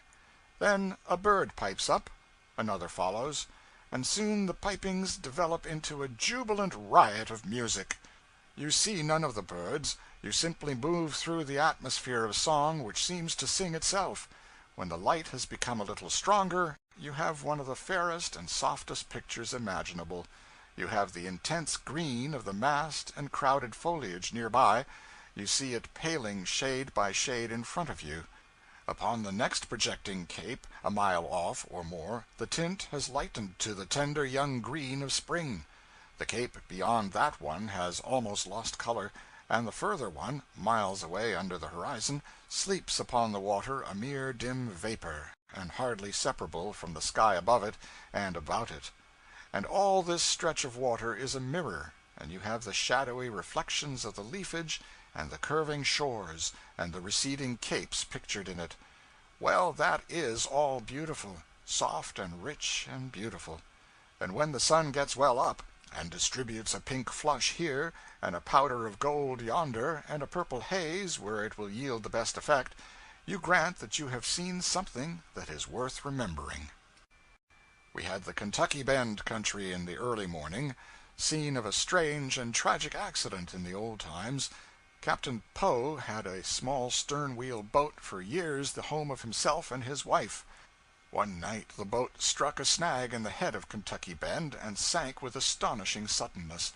Water already well above the cabin floor when the captain got aft, so he cut into his wife's stateroom from above with an axe. She was asleep in the upper berth, the roof a flimsier one than was supposed. The first blow crashed down through the rotten boards and clove her skull.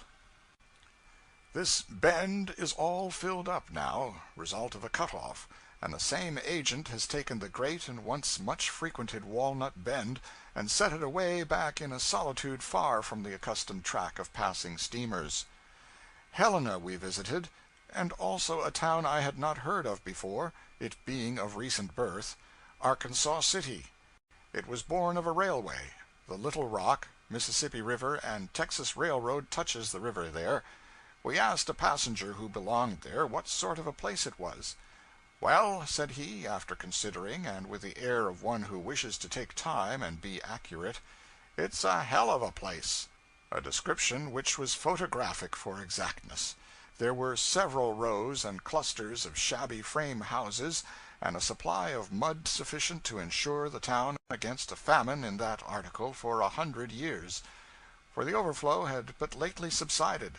There were stagnant ponds in the streets, here and there, and a dozen rude scows were scattered about, lying aground wherever they happened to have been when the waters drained off and people could do their visiting and shopping on foot once more. Still, it is a thriving place, with a rich country behind it, an elevator in front of it, and also a fine big mill for the manufacture of cottonseed oil. I had never seen this kind of mill before. Cottonseed was comparatively valueless in my time, but it is worth $12 or $13 a ton now, and none of it is thrown away. The oil made from it is colorless, tasteless, and almost, if not entirely, odorless. It is claimed that it can, by proper manipulation, be made to resemble and perform the office of any and all oils, and be produced at a cheaper rate than the cheapest of the originals. Sagacious people shipped it to Italy, doctored it, labeled it, and brought it back as olive oil. This trade grew to be so formidable that Italy was obliged to put a prohibitory impost upon it to keep it from working serious injury to her oil industry. Helena occupies one of the prettiest situations on the Mississippi. Her perch is the southernmost group of hills which one sees on that side of the river. In its normal condition it is a pretty town. But the flood, or possibly the seepage, had lately been ravaging it. Whole streets of houses had been invaded by the muddy water, and the outsides of the buildings were still belted with a broad stain extending upwards from the foundations. Stranded and discarded scows lay all about. Plank sidewalks on stilts 4 feet high were still standing. The board sidewalks on the ground level were loose and ruinous. A couple of men trotting along them could make a blind man think a cavalry charge was coming. Everywhere the mud was black and deep, and in many places malarious pools of stagnant water were standing. A Mississippi inundation is the next most wasting and desolating infliction to a fire. We had an enjoyable time here on this sunny Sunday, 2 full hours' liberty ashore while the boat discharged freight. In the back streets but few white people were visible, but there were plenty of colored folk, mainly women and girls, and almost without exception upholstered in bright new clothes of swell and elaborate style and cut, a glaring and hilarious contrast to the mournful mud and the pensive puddles. Helena is the second town in Arkansas in point of population, which is placed at 5,000. The country about it is exceptionally productive. Helena has a good cotton trade, handles from 40 to 60,000 bales annually. She has a large lumber and grain commerce, has a foundry, oil mills, machine shops, and wagon factories. In brief, has $1 million invested in manufacturing industries. She has 2 railways, and is the commercial center of a broad and prosperous region. Her gross receipts of money annually from all sources are placed by the New Orleans Times Democrat at $4 million. Chapter 31. A Thumbprint and What Came of It. We were approaching Napoleon, Arkansas, so I began to think about my errand there. Time, noonday, and bright and sunny. This was bad, not best anyway, for mine was not, preferably, a noonday kind of errand. The more I thought, the more that fact pushed itself upon me, now in one form, now in another. Finally, it took the form of a distinct question. Is it good common sense to do the errand in daytime, when by a little sacrifice of comfort and inclination you can have night for it, and no inquisitive eyes around? This settled it. Plain question and plain answer make the shortest road out of most perplexities. I got my friends into my stateroom and said I was sorry to create annoyance and disappointment, but that upon reflection it really seemed best that we put our luggage ashore and stop over at Napoleon. Their disapproval was prompt and loud, their language mutinous. Their main argument was one which has always been the first to come to the surface in such cases, since the beginning of time. But you decided and agreed to stick to this boat, etc., as if, having determined to do an unwise thing, one is thereby bound to go ahead and make 2 unwise things of it by carrying out that determination. I tried various mollifying tactics upon them, with reasonably good success, under which encouragement I increased my efforts, and to show them that I had not created this annoying errand, and was in no way to blame for it, I presently drifted into its history, substantially as follows. Toward the end of last year I spent a few months in Munich, Bavaria. In November I was living in Fraulein Dahlweiner's pension, 1A Karlstrasse, but my working quarters were a mile from there, in the house of a widow who supported herself by taking lodgers. She and her 2 young children used to drop in every morning and talk German to me, by request. One day, during a ramble about the city, I visited one of the two establishments where the government keeps and watches corpses until the doctors decide that they are permanently dead and not in a trance state. It was a grisly place, that spacious room. There were 36 corpses of adults in sight, stretched on their backs on slightly slanted boards in 3 long rows, all of them with wax-white, rigid faces, and all of them wrapped in white shrouds. Along the sides of the room were deep alcoves like bay windows, and in each of these lay several marble-visaged babes, utterly hidden and buried under banks of fresh flowers, all but their faces and crossed hands. Around a finger of each of these 50 still forms, both great and small, was a ring, and from the ring a wire led to the ceiling, and thence to a bell in a watchroom yonder, where, day and night, a watchman sits always alert and ready to spring to the aid of any of that pallid company who, waking out of death, shall make a movement; for any, even the slightest movement, will twitch the wire and ring that fearful bell. I imagined myself a death sentinel, drowsing there alone, far in the dragging watches of some wailing, gusty night, and having, in a twinkling, all my body stricken to quivering jelly by the sudden clamor of that awful summons.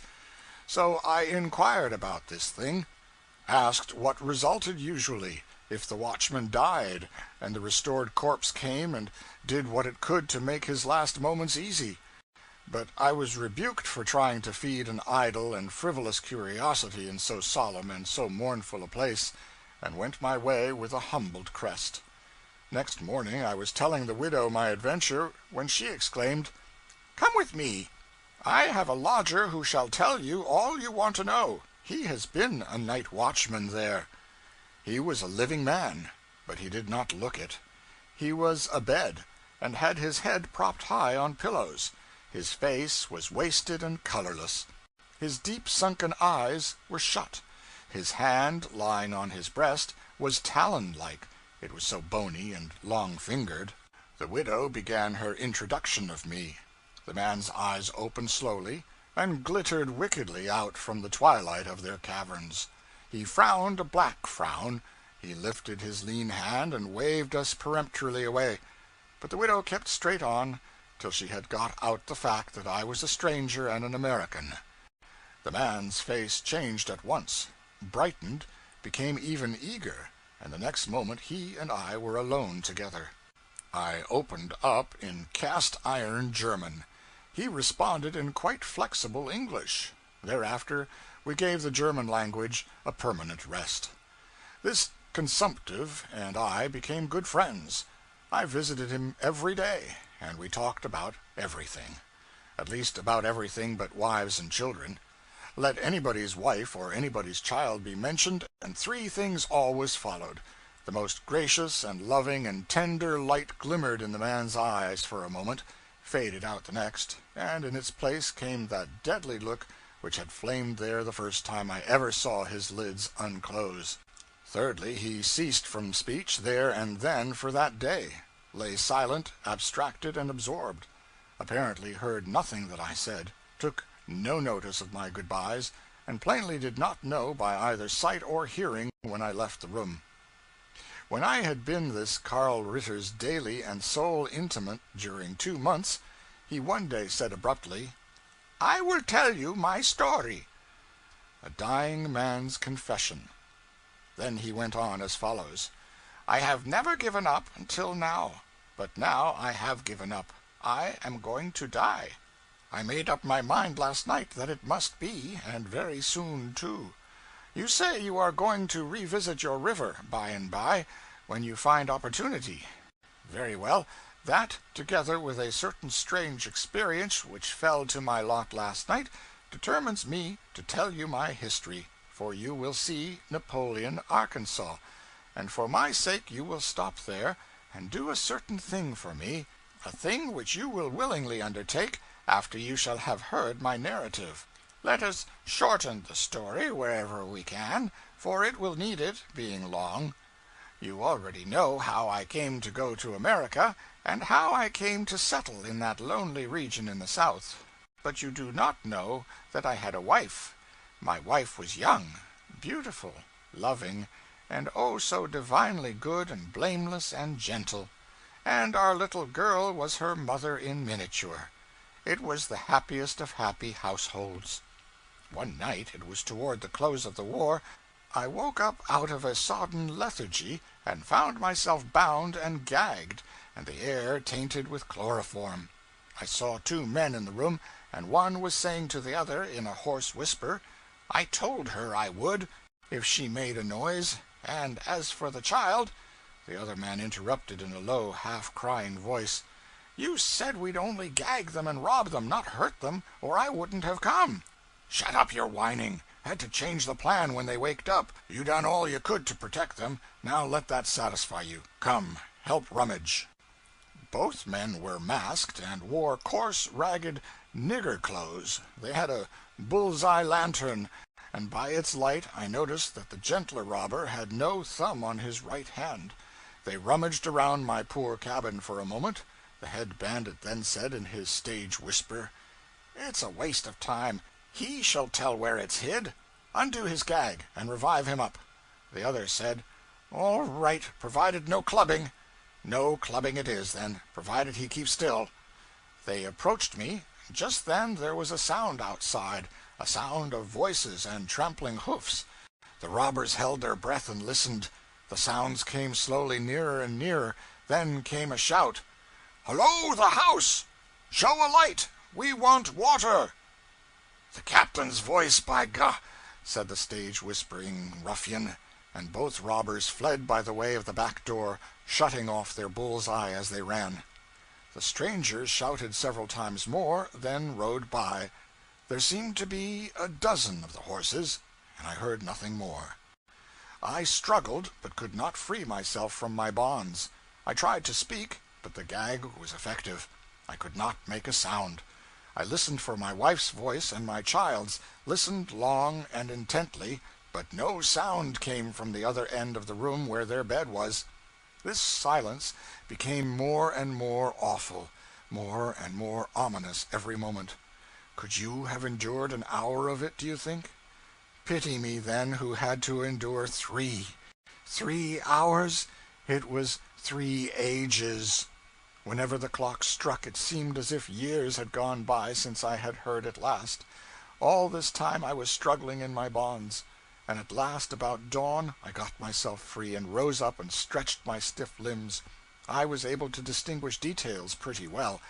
The floor was littered with things thrown there by the robbers during their search for my savings. The first object that caught my particular attention was a document of mine, which I had seen the rougher of the two ruffians glance at and then cast away. It had blood on it. I staggered to the other end of the room. Oh, my poor, unoffending, helpless ones! There they lay, their troubles ended, mine begun. Did I appeal to the law? I? Does it quench the pauper's thirst if the king drink for him?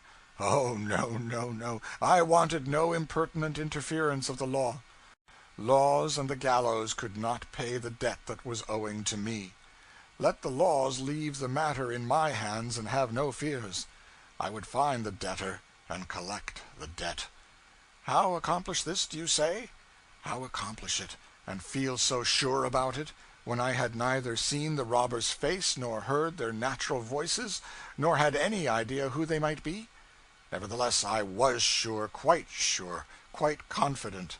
I had a clue which you would not have valued, a clue which would not have greatly helped even a detective, since he would lack the secret of how to apply it. I shall come to that presently, you shall see. Let us go on now, taking things in their due order. There was one circumstance which gave me a slant in a definite direction to begin with. Those two robbers were manifestly soldiers in tramp disguise, and not new to military service, but old in it, regulars perhaps. They did not acquire their soldierly attitude, gestures, carriage, in a day nor a month, nor yet in a year. So I thought, but said nothing. And one of them had said, "The captain's voice, by God," the one whose life I would have. 2 miles away, several regiments were in camp, and 2 companies of U.S. cavalry. When I learned that Captain Blakely of Company C had passed our way that night with an escort, I said nothing, but in that company I resolved to seek my man. In conversation I studiously and persistently described the robbers as tramps, camp followers, and among this class the people made useless search, none suspecting the soldiers but me. Working patiently by night in my desolated home, I made a disguise for myself out of various odds and ends of clothing.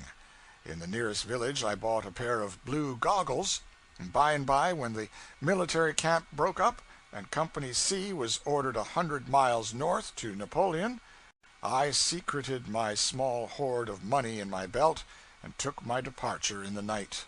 When Company C arrived in Napoleon, I was already there. Yes, I was there with a new trade, fortune teller. Not to seem partial, I made friends and told fortunes among all the companies garrisoned there, but I gave Company C the great bulk of my attentions. I made myself limitlessly obliging to these particular men. They could ask me no favor, put upon me no risk which I would decline. I became the willing butt of their jokes. This perfected my popularity. I became a favorite. I early found a private who lacked a thumb. What joy it was to me! And when I found that he alone of all the company had lost a thumb, my last misgivings vanished. I was sure I was on the right track. This man's name was Kruger, a German. There were 9 Germans in the company. I watched to see who might be his intimates, but he seemed to have no especial intimates. But I was his intimate, and I took care to make the intimacy grow. Sometimes I so hungered for my revenge that I could hardly restrain myself from going on my knees and begging him to point out the man who had murdered my wife and child.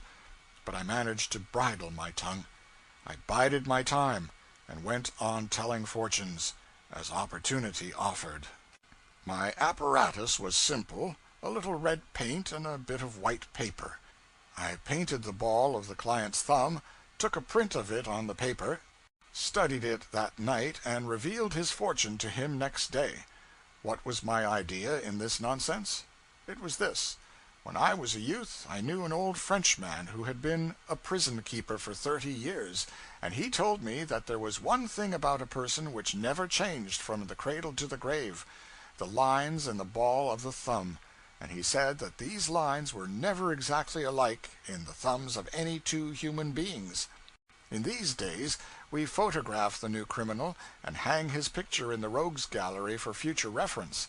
But that Frenchman in his day used to take a print of the ball of a new prisoner's thumb and put that away for future reference. He always said that pictures were no good. Future disguises could make them useless. The thumb's the only sure thing, said he. You can't disguise that. And he used to prove his theory, too, on my friends and acquaintances.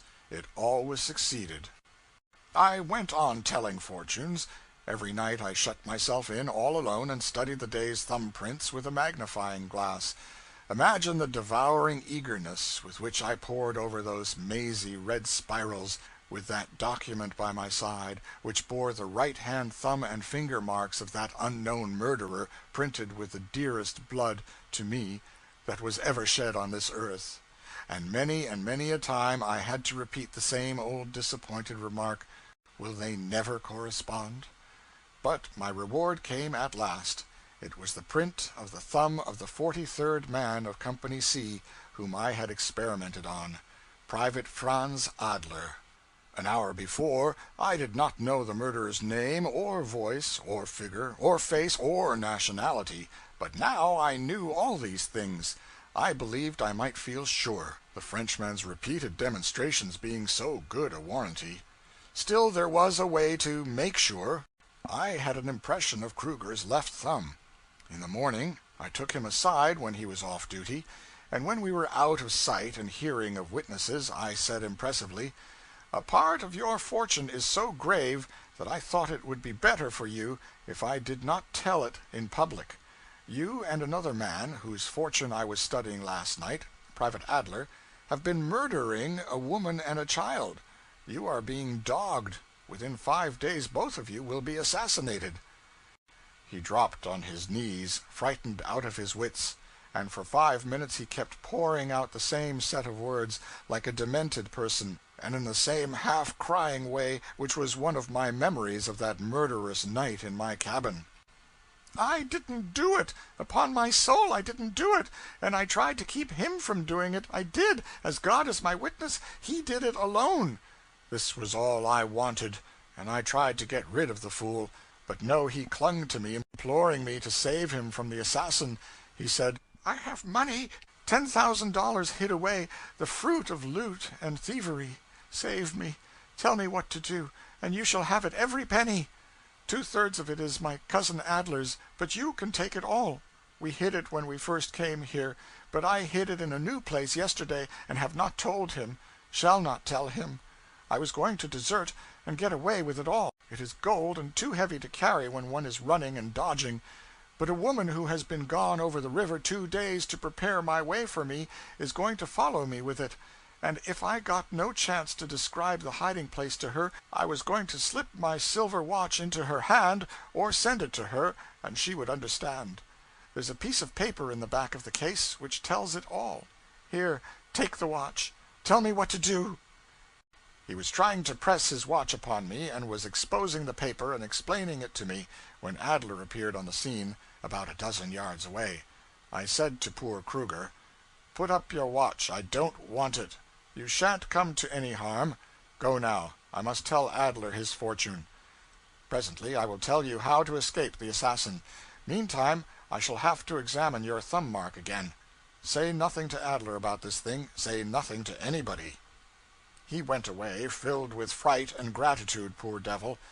I told Adler a long fortune, purposely so long that I could not finish it, promised to come to him on guard that night, and tell him the really important part of it, the tragical part of it, I said, so must be out of reach of eavesdroppers. They always kept a picket watch outside the town, mere discipline and ceremony, no occasion for it, no enemy around. Toward midnight I set out, equipped with the countersign, and picked my way toward the lonely region where Adler was to keep his watch. It was so dark that I stumbled right on a dim figure almost before I could get out a protecting word. The sentinel hailed, and I answered, both at the same moment. I added, "It's only me, the fortune-teller." Then I slipped to the poor devil's side, and without a word I drove my dirk into his heart.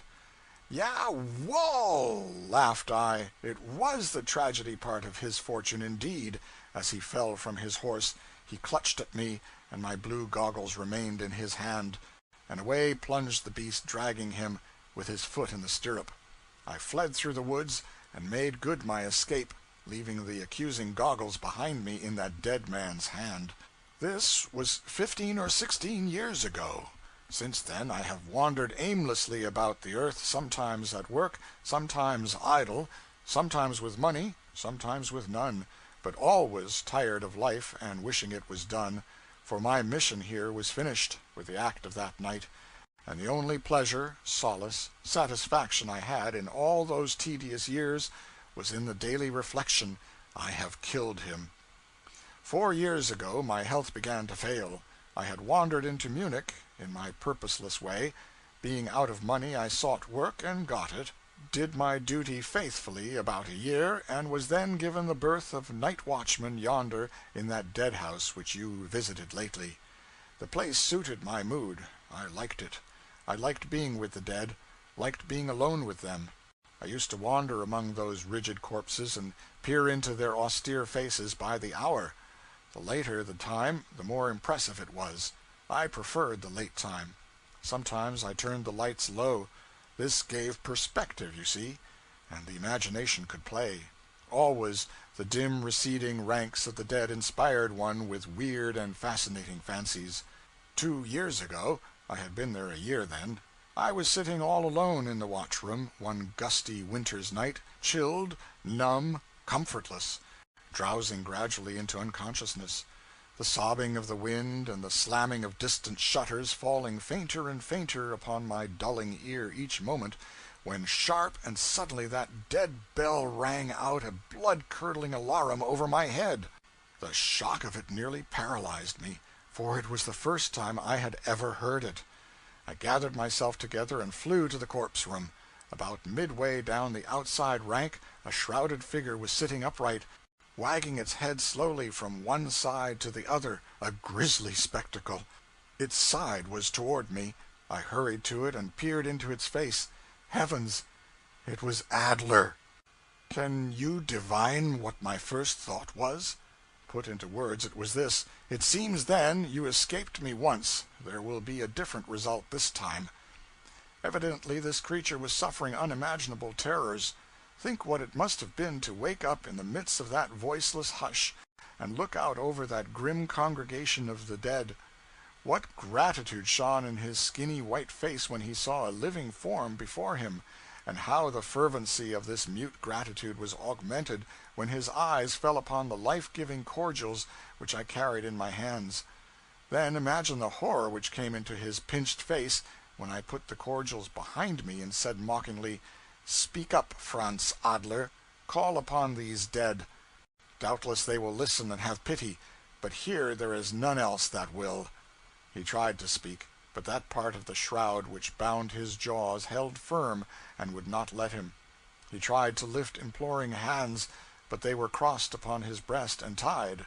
I said, "Shout, Franz Adler, make the sleepers in the distant streets hear you and bring help.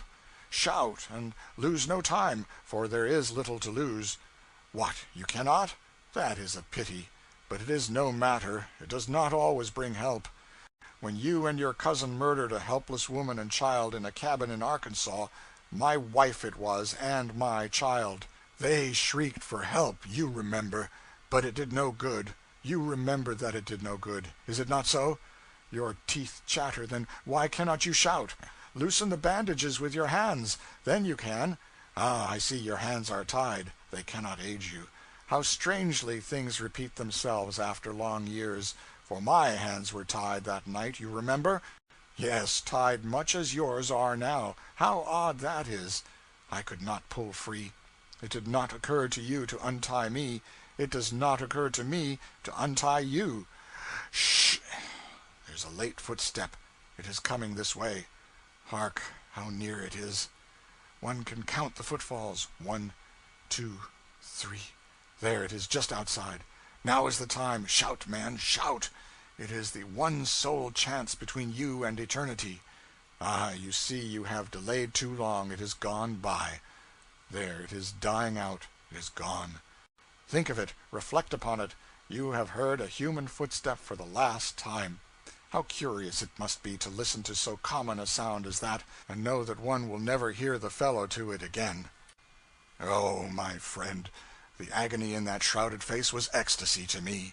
I thought of a new torture, and applied it, assisting myself with a trifle of lying invention. That poor Kruger tried to save my wife and child, and I did him a grateful good turn for it when the time came. I persuaded him to rob you, and I and a woman helped him to desert, and got him away in safety. A look as of surprise and triumph shone out dimly through the anguish in my victim's face. I was disturbed, disquieted. I said, "What then? Didn't he escape?" A negative shake of the head. "No? What happened then?" The satisfaction in the shrouded face was still plainer. The man tried to mumble out some words, could not succeed, tried to express something with his obstructed hands, failed, paused a moment, then feebly tilted his head in a meaning way toward the corpse that lay nearest him. "Dead?" I asked. "Failed to escape? Caught in the act and shot?" Negative shake of the head. "How then?" Again the man tried to do something with his hands. I watched closely, but could not guess the intent. I bent over and watched still more closely. He had twisted a thumb around and was weakly punching at his breast with it. "Ah, stabbed, do you mean?" Affirmative nod, accompanied by a spectral smile of such peculiar devilishness that it struck an awakening light through my dull brain, and I cried, "Did I stab him, mistaking him for you? For that stroke was meant for none but you." The affirmative nod of the re-dying rascal was as joyous as his failing strength was able to put into its expression. Oh, miserable, miserable me, to slaughter the pitying soul that stood a friend to my darlings when they were helpless, and would have saved them if he could. Miserable, oh, miserable, miserable me! I fancied I heard the muffled gurgle of a mocking laugh. I took my face out of my hands and saw my enemy sinking back upon his inclined board. He was a satisfactory long time dying. He had a wonderful vitality, an astonishing constitution. Yes, he was a pleasant long time at it. I got a chair and a newspaper and sat down by him and read. Occasionally I took a sip of brandy. This was necessary on account of the cold, but I did it partly because I saw that along at first, whenever I reached for the bottle, he thought I was going to give him some. I read aloud, mainly imaginary accounts of people snatched from the grave's threshold and restored to life and vigor by a few spoonfuls of liquor and a warm bath. Yes, he had a long, hard death of it, 3 hours and 6 minutes from the time he rang his bell. It is believed that in all these 18 years that have elapsed since the institution of the corpse watch, no shrouded occupant of the Bavarian dead houses has ever rung its bell. Well, it is a harmless belief. Let it stand at that. The chill of that death room had penetrated my bones. It revived and fastened upon me the disease which had been afflicting me, but which up to that night had been steadily disappearing. That man murdered my wife and child, and in 3 days hence he will have added me to his list. No matter. God, how delicious the memory of it! I caught him escaping from his grave and thrust him back into it. After that night I was confined to my bed for a week, but as soon as I could get about I went to the dead house books and got the number of the house which Adler had died in. A wretched lodging place it was. It was my idea that he would naturally have gotten hold of Kruger's effects, being his cousin, and I wanted to get Kruger's watch if I could. But while I was sick, Adler's things had been sold and scattered, all except a few old letters and some odds and ends of no value. However, through those letters I traced out a son of Kruger's, the only relative left. He is a man of 30 now, a shoemaker by trade, and living at number 14 Königstrasse, Mannheim, widower with several small children. Without explaining to him why, I have furnished 2/3 of his support ever since. Now, as to that watch, see how strangely things happen. I traced it around and about Germany for more than a year, at considerable cost in money and vexation, and at last I got it, and was unspeakably glad. Opened it, and found nothing in it. Why, I might have known that that bit of paper was not going to stay there all this time. Of course I gave up that $10,000 then, gave it up and dropped it out of my mind, and most sorrowfully, for I wanted it for Kruger's son. Last night, when I consented at last that I must die, I began to make ready. I proceeded to burn all useless papers, and sure enough, from a batch of Adler's, not previously examined with thoroughness, out dropped that long-desired scrap. I recognized it in a moment. Here it is. I will translate it. Brick livery stable, stone foundation, middle of town, corner of Orleans and Market, corner toward courthouse. Third stone, 4th row, stick notice there saying how many are to come. There. Take it and preserve it. Kruger explained that that stone was removable, and that it was in the north wall of the foundation, 4th row from the top, and 3rd stone from the west. The money is secreted behind it. He said the closing sentence was a blind, to mislead in case the paper should fall into wrong hands. It probably performed that office for Adler. Now I want to beg that when you make your intended journey down the river, you will hunt out that hidden money and send it to Adam Kruger, care of the Mannheim address which I have mentioned. It will make a rich man of him, and I shall sleep the sounder in my grave for knowing that I have done what I could for the son of the man who tried to save my wife and child, albeit my hand ignorantly struck him down, whereas the impulse of my heart would have been to shield and serve him. Chapter 32. The Disposal of a Bonanza. Such was Ritter's narrative, said I to my two friends. There was a profound and impressive silence, which lasted a considerable time. Then both men broke into a fusillade of exciting and admiring ejaculations over the strange incidents of the tale, and this, along with a rattling fire of questions, was kept up until all hands were about out of breath.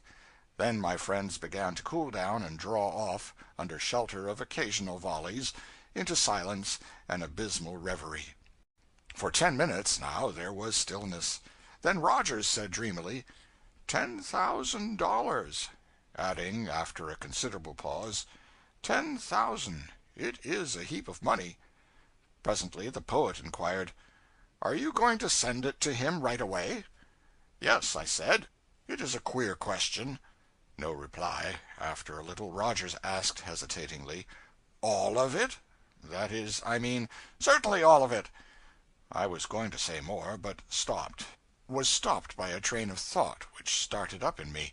Thompson spoke, but my mind was absent, and I did not catch what he said, but I heard Rogers answer, "Yes, it seems so to me. It ought to be quite sufficient, for I don't see that he has done anything." Presently the poet said, "When you come to look at it, it is more than sufficient. Just look at it, $5,000. Why, he couldn't spend it in a lifetime. And it would injure him, too, perhaps ruin him. You want to look at that. In a little while he would throw his last away, shut up his shop, maybe take to drinking, maltreat his motherless children, drift into other evil courses, go steadily from bad to worse." "Yes, that's it," interrupted Rogers fervently. "I've seen it 100 times. Yes, more than 100. You put money into the hands of a man like that if you want to destroy him, that's all. Just put money into his hands. It's all you've got to do. And if it don't pull him down and take all the usefulness out of him, and all the self-respect and everything, well, then I don't know human nature. Ain't that so, Thompson? And even if we were to give him a third of it, why, in less than 6 months—" "Less than 6 weeks, you'd better say," said I, warming up and breaking in. "Unless he had that $3,000 in safe hands where he couldn't touch it, he would no more last you 6 weeks than—" "Of course he wouldn't," said Thompson. "I've edited books for that kind of people, and the moment they get their hands on the royalty, maybe it's 3,000, maybe it's 2,000. What business has that shoemaker with $2,000, I should like to know?" broke in Rogers earnestly. "A man perhaps perfectly contented now, there in Mannheim, surrounded by his own class, eating his bread with the appetite which laborious industry alone can give, enjoying his humble life, honest, upright, pure in heart, and blessed. Yes, I say blessed. Blessed above all the myriads that go in silk attire and walk the empty artificial round of social folly. But just you put that temptation before him once, just you lay $1,500 before a man like that, and say—" "1,500 devils!" cried I. 500 would rot his principles, paralyze his industry, drag him to the rum shop, thence to the gutter, thence to the almshouse, thence to—" "Why put upon yourself this crime, gentlemen?" interrupted the poet earnestly and appealingly. "He is happy where he is, and as he is. Every sentiment of honor, every sentiment of charity, every sentiment of high and sacred benevolence warns us, beseeches us, commands us to leave him undisturbed. That is real friendship. That is true friendship. We could follow other courses that would be more showy, but none that would be so truly kind and wise, depend upon it." After some further talk, it became evident that each of us, down in his heart, felt some misgivings over this settlement of the matter. It was manifest that we all felt that we ought to send the poor shoemaker something. There was long and thoughtful discussion of this point, and we finally decided to send him a chromo. Well, now that everything seemed to be arranged satisfactorily to everybody concerned, a new trouble broke out. It transpired that these two men were expecting to share equally in the money with me. That was not my idea. I said that if they got half of it between them they might consider themselves lucky. Rogers said, "Who would have had any if it hadn't been for me? I flung out the first hint, but for that it would all have gone to the shoemaker." Thompson said that he was thinking of the thing himself at the very moment that Rogers had originally spoken. I retorted that the idea would have occurred to me plenty soon enough, and without anybody's help. I was slow about thinking, maybe, but I was sure. This matter warmed up into a quarrel, then into a fight, and each man got pretty badly battered. As soon as I had got myself mended up, after a fashion, I ascended to the hurricane deck in a pretty sour humor. I found Captain McCord there, and said, as pleasantly as my humor would permit, "I have come to say good-bye, Captain. I wish to go ashore at Napoleon." "Go ashore where?" "Napoleon." The captain laughed, but seeing that I was not in a jovial mood, stopped that, and said, "But are you serious?" "Serious? I certainly am." The captain glanced up at the pilot house and said, "He wants to get off at Napoleon." "Napoleon? That's what he says." Great Caesar's ghost! Uncle Mumford approached along the deck. The captain said, "Uncle, here's a friend of yours wants to get off at Napoleon." "Well, by—" I said, "Come, what is all this about? Can't a man go ashore at Napoleon if he wants to?" "Why, hang it, don't you know? There isn't any Napoleon any more. Hasn't been for years and years. The Arkansas River burst through it, tore it all to rags, and emptied it into the Mississippi." "Carried the whole town away? Banks, churches, jails, newspaper offices, courthouse, theater, fire department, livery stable, everything?" "Everything. Just a 15-minute job, or such a matter. Didn't leave hide nor hair, shred nor shingle of it, except the fag end of a shanty and one brick chimney. This boat is paddling along right now where the dead center of that town used to be. Yonder is the brick chimney, all that's left of Napoleon. These dense woods on the right used to be a mile back of the town. Take a look behind you, upstream. Now you begin to recognize this country, don't you?" "Yes, I do recognize it now. It is the most wonderful thing I ever heard of. By a long shot the most wonderful and unexpected." Mr. Thompson and Mr. Rogers had arrived, meantime, with satchels and umbrellas, and had silently listened to the captain's news. Thompson put a $50 in my hand, and said softly, "For my share of the chromo." Rogers followed suit. Yes, it was an astonishing thing to see the Mississippi rolling between unpeopled shores, and straight over the spot where I used to see a good big self-complacent town 20 years ago. Town that was county seat of a great and important county. Town with a big United States Marine Hospital. Town of innumerable fights, an inquest every day. Town where I had used to know the prettiest girl and the most accomplished in the whole Mississippi Valley. Town where we were handed the first printed news of the Pennsylvania's mournful disaster a quarter of a century ago. A town no more, swallowed up, vanished, gone to feed the fishes. Nothing left but a fragment of a shanty and a crumbling brick chimney. Chapter 33. Refreshments and Ethics. In regard to Island 74, which is situated not far from the former Napoleon, a freak of the river here has sorely perplexed the laws of men and made them a vanity and a jest. When the State of Arkansas was chartered, she controlled to the center of the river, a most unstable line. The State of Mississippi claimed to the channel, another shifty and unstable line. Number 74 belonged to Arkansas. By and by, a cut-off threw this big island out of Arkansas, and yet not within Mississippi. Middle of the river on one side of it, channel on the other. That is, as I understand the problem. Whether I have got the details right or wrong, this fact remains, that here is this big and exceedingly valuable island of 4,000 acres thrust out in the cold, and belonging to neither the one state nor the other, paying taxes to neither, owing allegiance to neither. One man owns the whole island, and of right is the man without a country. Island 92 belongs to Arkansas. The river moved it over and joined it to Mississippi. A chap established a whiskey shop there without a Mississippi license, and enriched himself upon Mississippi custom under Arkansas protection, where no license was in those days required. We glided steadily down the river in the usual privacy, steamboat or other moving thing seldom seen. Scenery as always, stretch upon stretch of almost unbroken forest, on both sides of the river. Soundless solitude. Here and there a cabin or two, standing in small openings on the gray and grassless banks, cabins which had formerly stood a quarter or half-mile farther to the front, and gradually been pulled farther and farther back as the shores caved in. As at Pilcher's Point, for instance, where the cabins had been moved back 300 yards in 3 months, so we were told.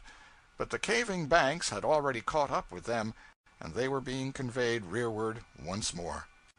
Napoleon had but small opinion of Greenville, Mississippi, in the old times, but behold, Napoleon is gone to the catfishes, and here is Greenville full of life and activity, and making a considerable flourish in the valley, having 3,000 inhabitants, it is said, and doing a gross trade of $2.5 million annually. A growing town. There was much talk on the boat about the Calhoun Land Company, an enterprise which is expected to work wholesome results. Colonel Calhoun, a grandson of the statesman, went to Boston and formed a syndicate which purchased a large tract of land on the river in Chicot County, Arkansas, some 10,000 acres, for cotton growing. The purpose is to work on a cash basis, buy at first hands, and handle their own product. Supply their Negro laborers with provisions and necessaries at a trifling profit, say 8 or 10%, furnish them comfortable quarters, etc., and encourage them to save money and remain on the place. If this proves a financial success, as seems quite certain, they propose to establish a banking house in Greenville, and lend money at an unburdensome rate of interest. 6% is spoken of. The trouble heretofore has been, I am quoting remarks of planters and steamboatmen, that the planters, although owning the land, were without cash capital, had to hypothecate both land and crop to carry on the business. Consequently, the commission dealer who furnishes the money takes some risk, and demands big interest, usually 10%, and 2.5% for negotiating the loan. The planter has also to buy his supplies through the same dealer, paying commissions and profits. Then, when he ships his crop, the dealer adds his commissions, insurance, etc. So, taking it by and large, and first and last, the dealer's share of that crop is about 25%. Footnote. But what can the state do where the people are under subjection to rates of interest ranging from 18 to 30%, and are also under the necessity of purchasing their crops in advance, even of planting at these rates for the privilege of purchasing all their supplies at 100% profit? Edward Atkinson. A cotton planter's estimate of the average margin of profit on planting, in his section. One man and mule will raise 10 acres of cotton, giving 10 bales of cotton, worth, say, $500. Cost of production, say, $350. Net profit, $150, or $15 per acre. There is also a profit now from the cotton seed, which formerly had little value, none where much transportation was necessary. In 1,600 pounds crude cotton, 400 are lint, worth, say, 10 cents a pound, and 1,200 pounds of seed, worth $12 or $13 per ton. Maybe in future even the stems will not be thrown away. Mr. Edward Atkinson says that for each bale of cotton there are 1,500 pounds of stems, and that these are very rich in phosphate of lime and potash, that when ground and mixed with ensilage or cottonseed meal, which is too rich for use as fodder in large quantities, the stem mixture makes a superior food, rich in all the elements needed for the production of milk, meat, and bone. Heretofore the stems have been considered a nuisance. Complaint is made that the planter remains grouty toward the former slave since the war, will have nothing but a chill business relation with him, no sentiment permitted to intrude, will not keep a store himself and supply the Negro's wants, and thus protect the Negro's pocket and make him able and willing to stay on the place, and an advantage to him to do it, but lets that privilege to some thrifty Israelite, who encourages the thoughtless Negro and wife to buy all sorts of things which they could do without, buy on credit, at big prices, month after month, credit based on the Negro's share of the growing crop, and at the end of the season the Negro's share belongs to the Israelite. The Negro is in debt besides, is discouraged, dissatisfied, restless, and both he and the planter are injured, for he will take steamboat and migrate, and the planter must get a stranger in his place who does not know him, does not care for him, will fatten the Israelite a season, and follow his predecessor per steamboat. It is hoped that Calhoun Company will show, by its humane and protective treatment of its laborers, that its method is the most profitable for both planter and Negro, and it is believed that a general adoption of that method will then follow. And where so many are saying their say, shall not the barkeeper testify? He is thoughtful, observant, never drinks, endeavors to earn his salary, and would earn it if there were custom enough. He says the people along here in Mississippi and Louisiana will send up the river to buy vegetables rather than raise them, and they will come aboard at the landings and buy fruits of the barkeeper. Thinks they don't know anything but cotton. Believes they don't know how to raise vegetables and fruit, at least the most of them. Says, a nigger will go to H for a watermelon. H is all I find in the stenographer's report. Means Halifax, probably, though that seems a good way to go for a watermelon. Barkeeper buys a watermelon for 5 cents up the river, brings them down, and sells them for 50. Why does he mix such elaborate and picturesque drinks for the nigger hands on the boat? Because they won't have any other. They want a big drink. Don't make any difference what you make it of. They want the worth of their money. You give a nigger a plain gill of $half brandy for 5 cents, will he touch it? No, ain't size enough to it. But you put up a pint of all kinds of worthless rubbish, and heave in some red stuff to make it beautiful, red's the main thing, and he wouldn't put down that glass to go to a circus. All the bars on this anchor line are rented and owned by one firm. They furnish the liquors from their own establishment and hire the barkeepers on salary. Good liquors? Yes, on some of the boats, where there are the kind of passengers that want it and can pay for it. On the other boats? No. Nobody but the deckhands and the firemen to drink it. Brandy? Yes, I've got brandy, plenty of it, but you don't want any of it unless you've made your will. It isn't as it used to be in the old times. Then everybody traveled by steamboat, everybody drank, and everybody treated everybody else. Now most everybody goes by railroad, and the rest don't drink. In the old times the barkeeper owned the bar himself, and was gay and smarty and talky and all jeweled up, and was the toniest aristocrat on the boat. Used to make $2,000 on a trip. A father who left his son a steamboat bar left him a fortune. Now he leaves him board and lodging. Yes, and washing, if a short trip will do. Yes, indeedy, times are changed.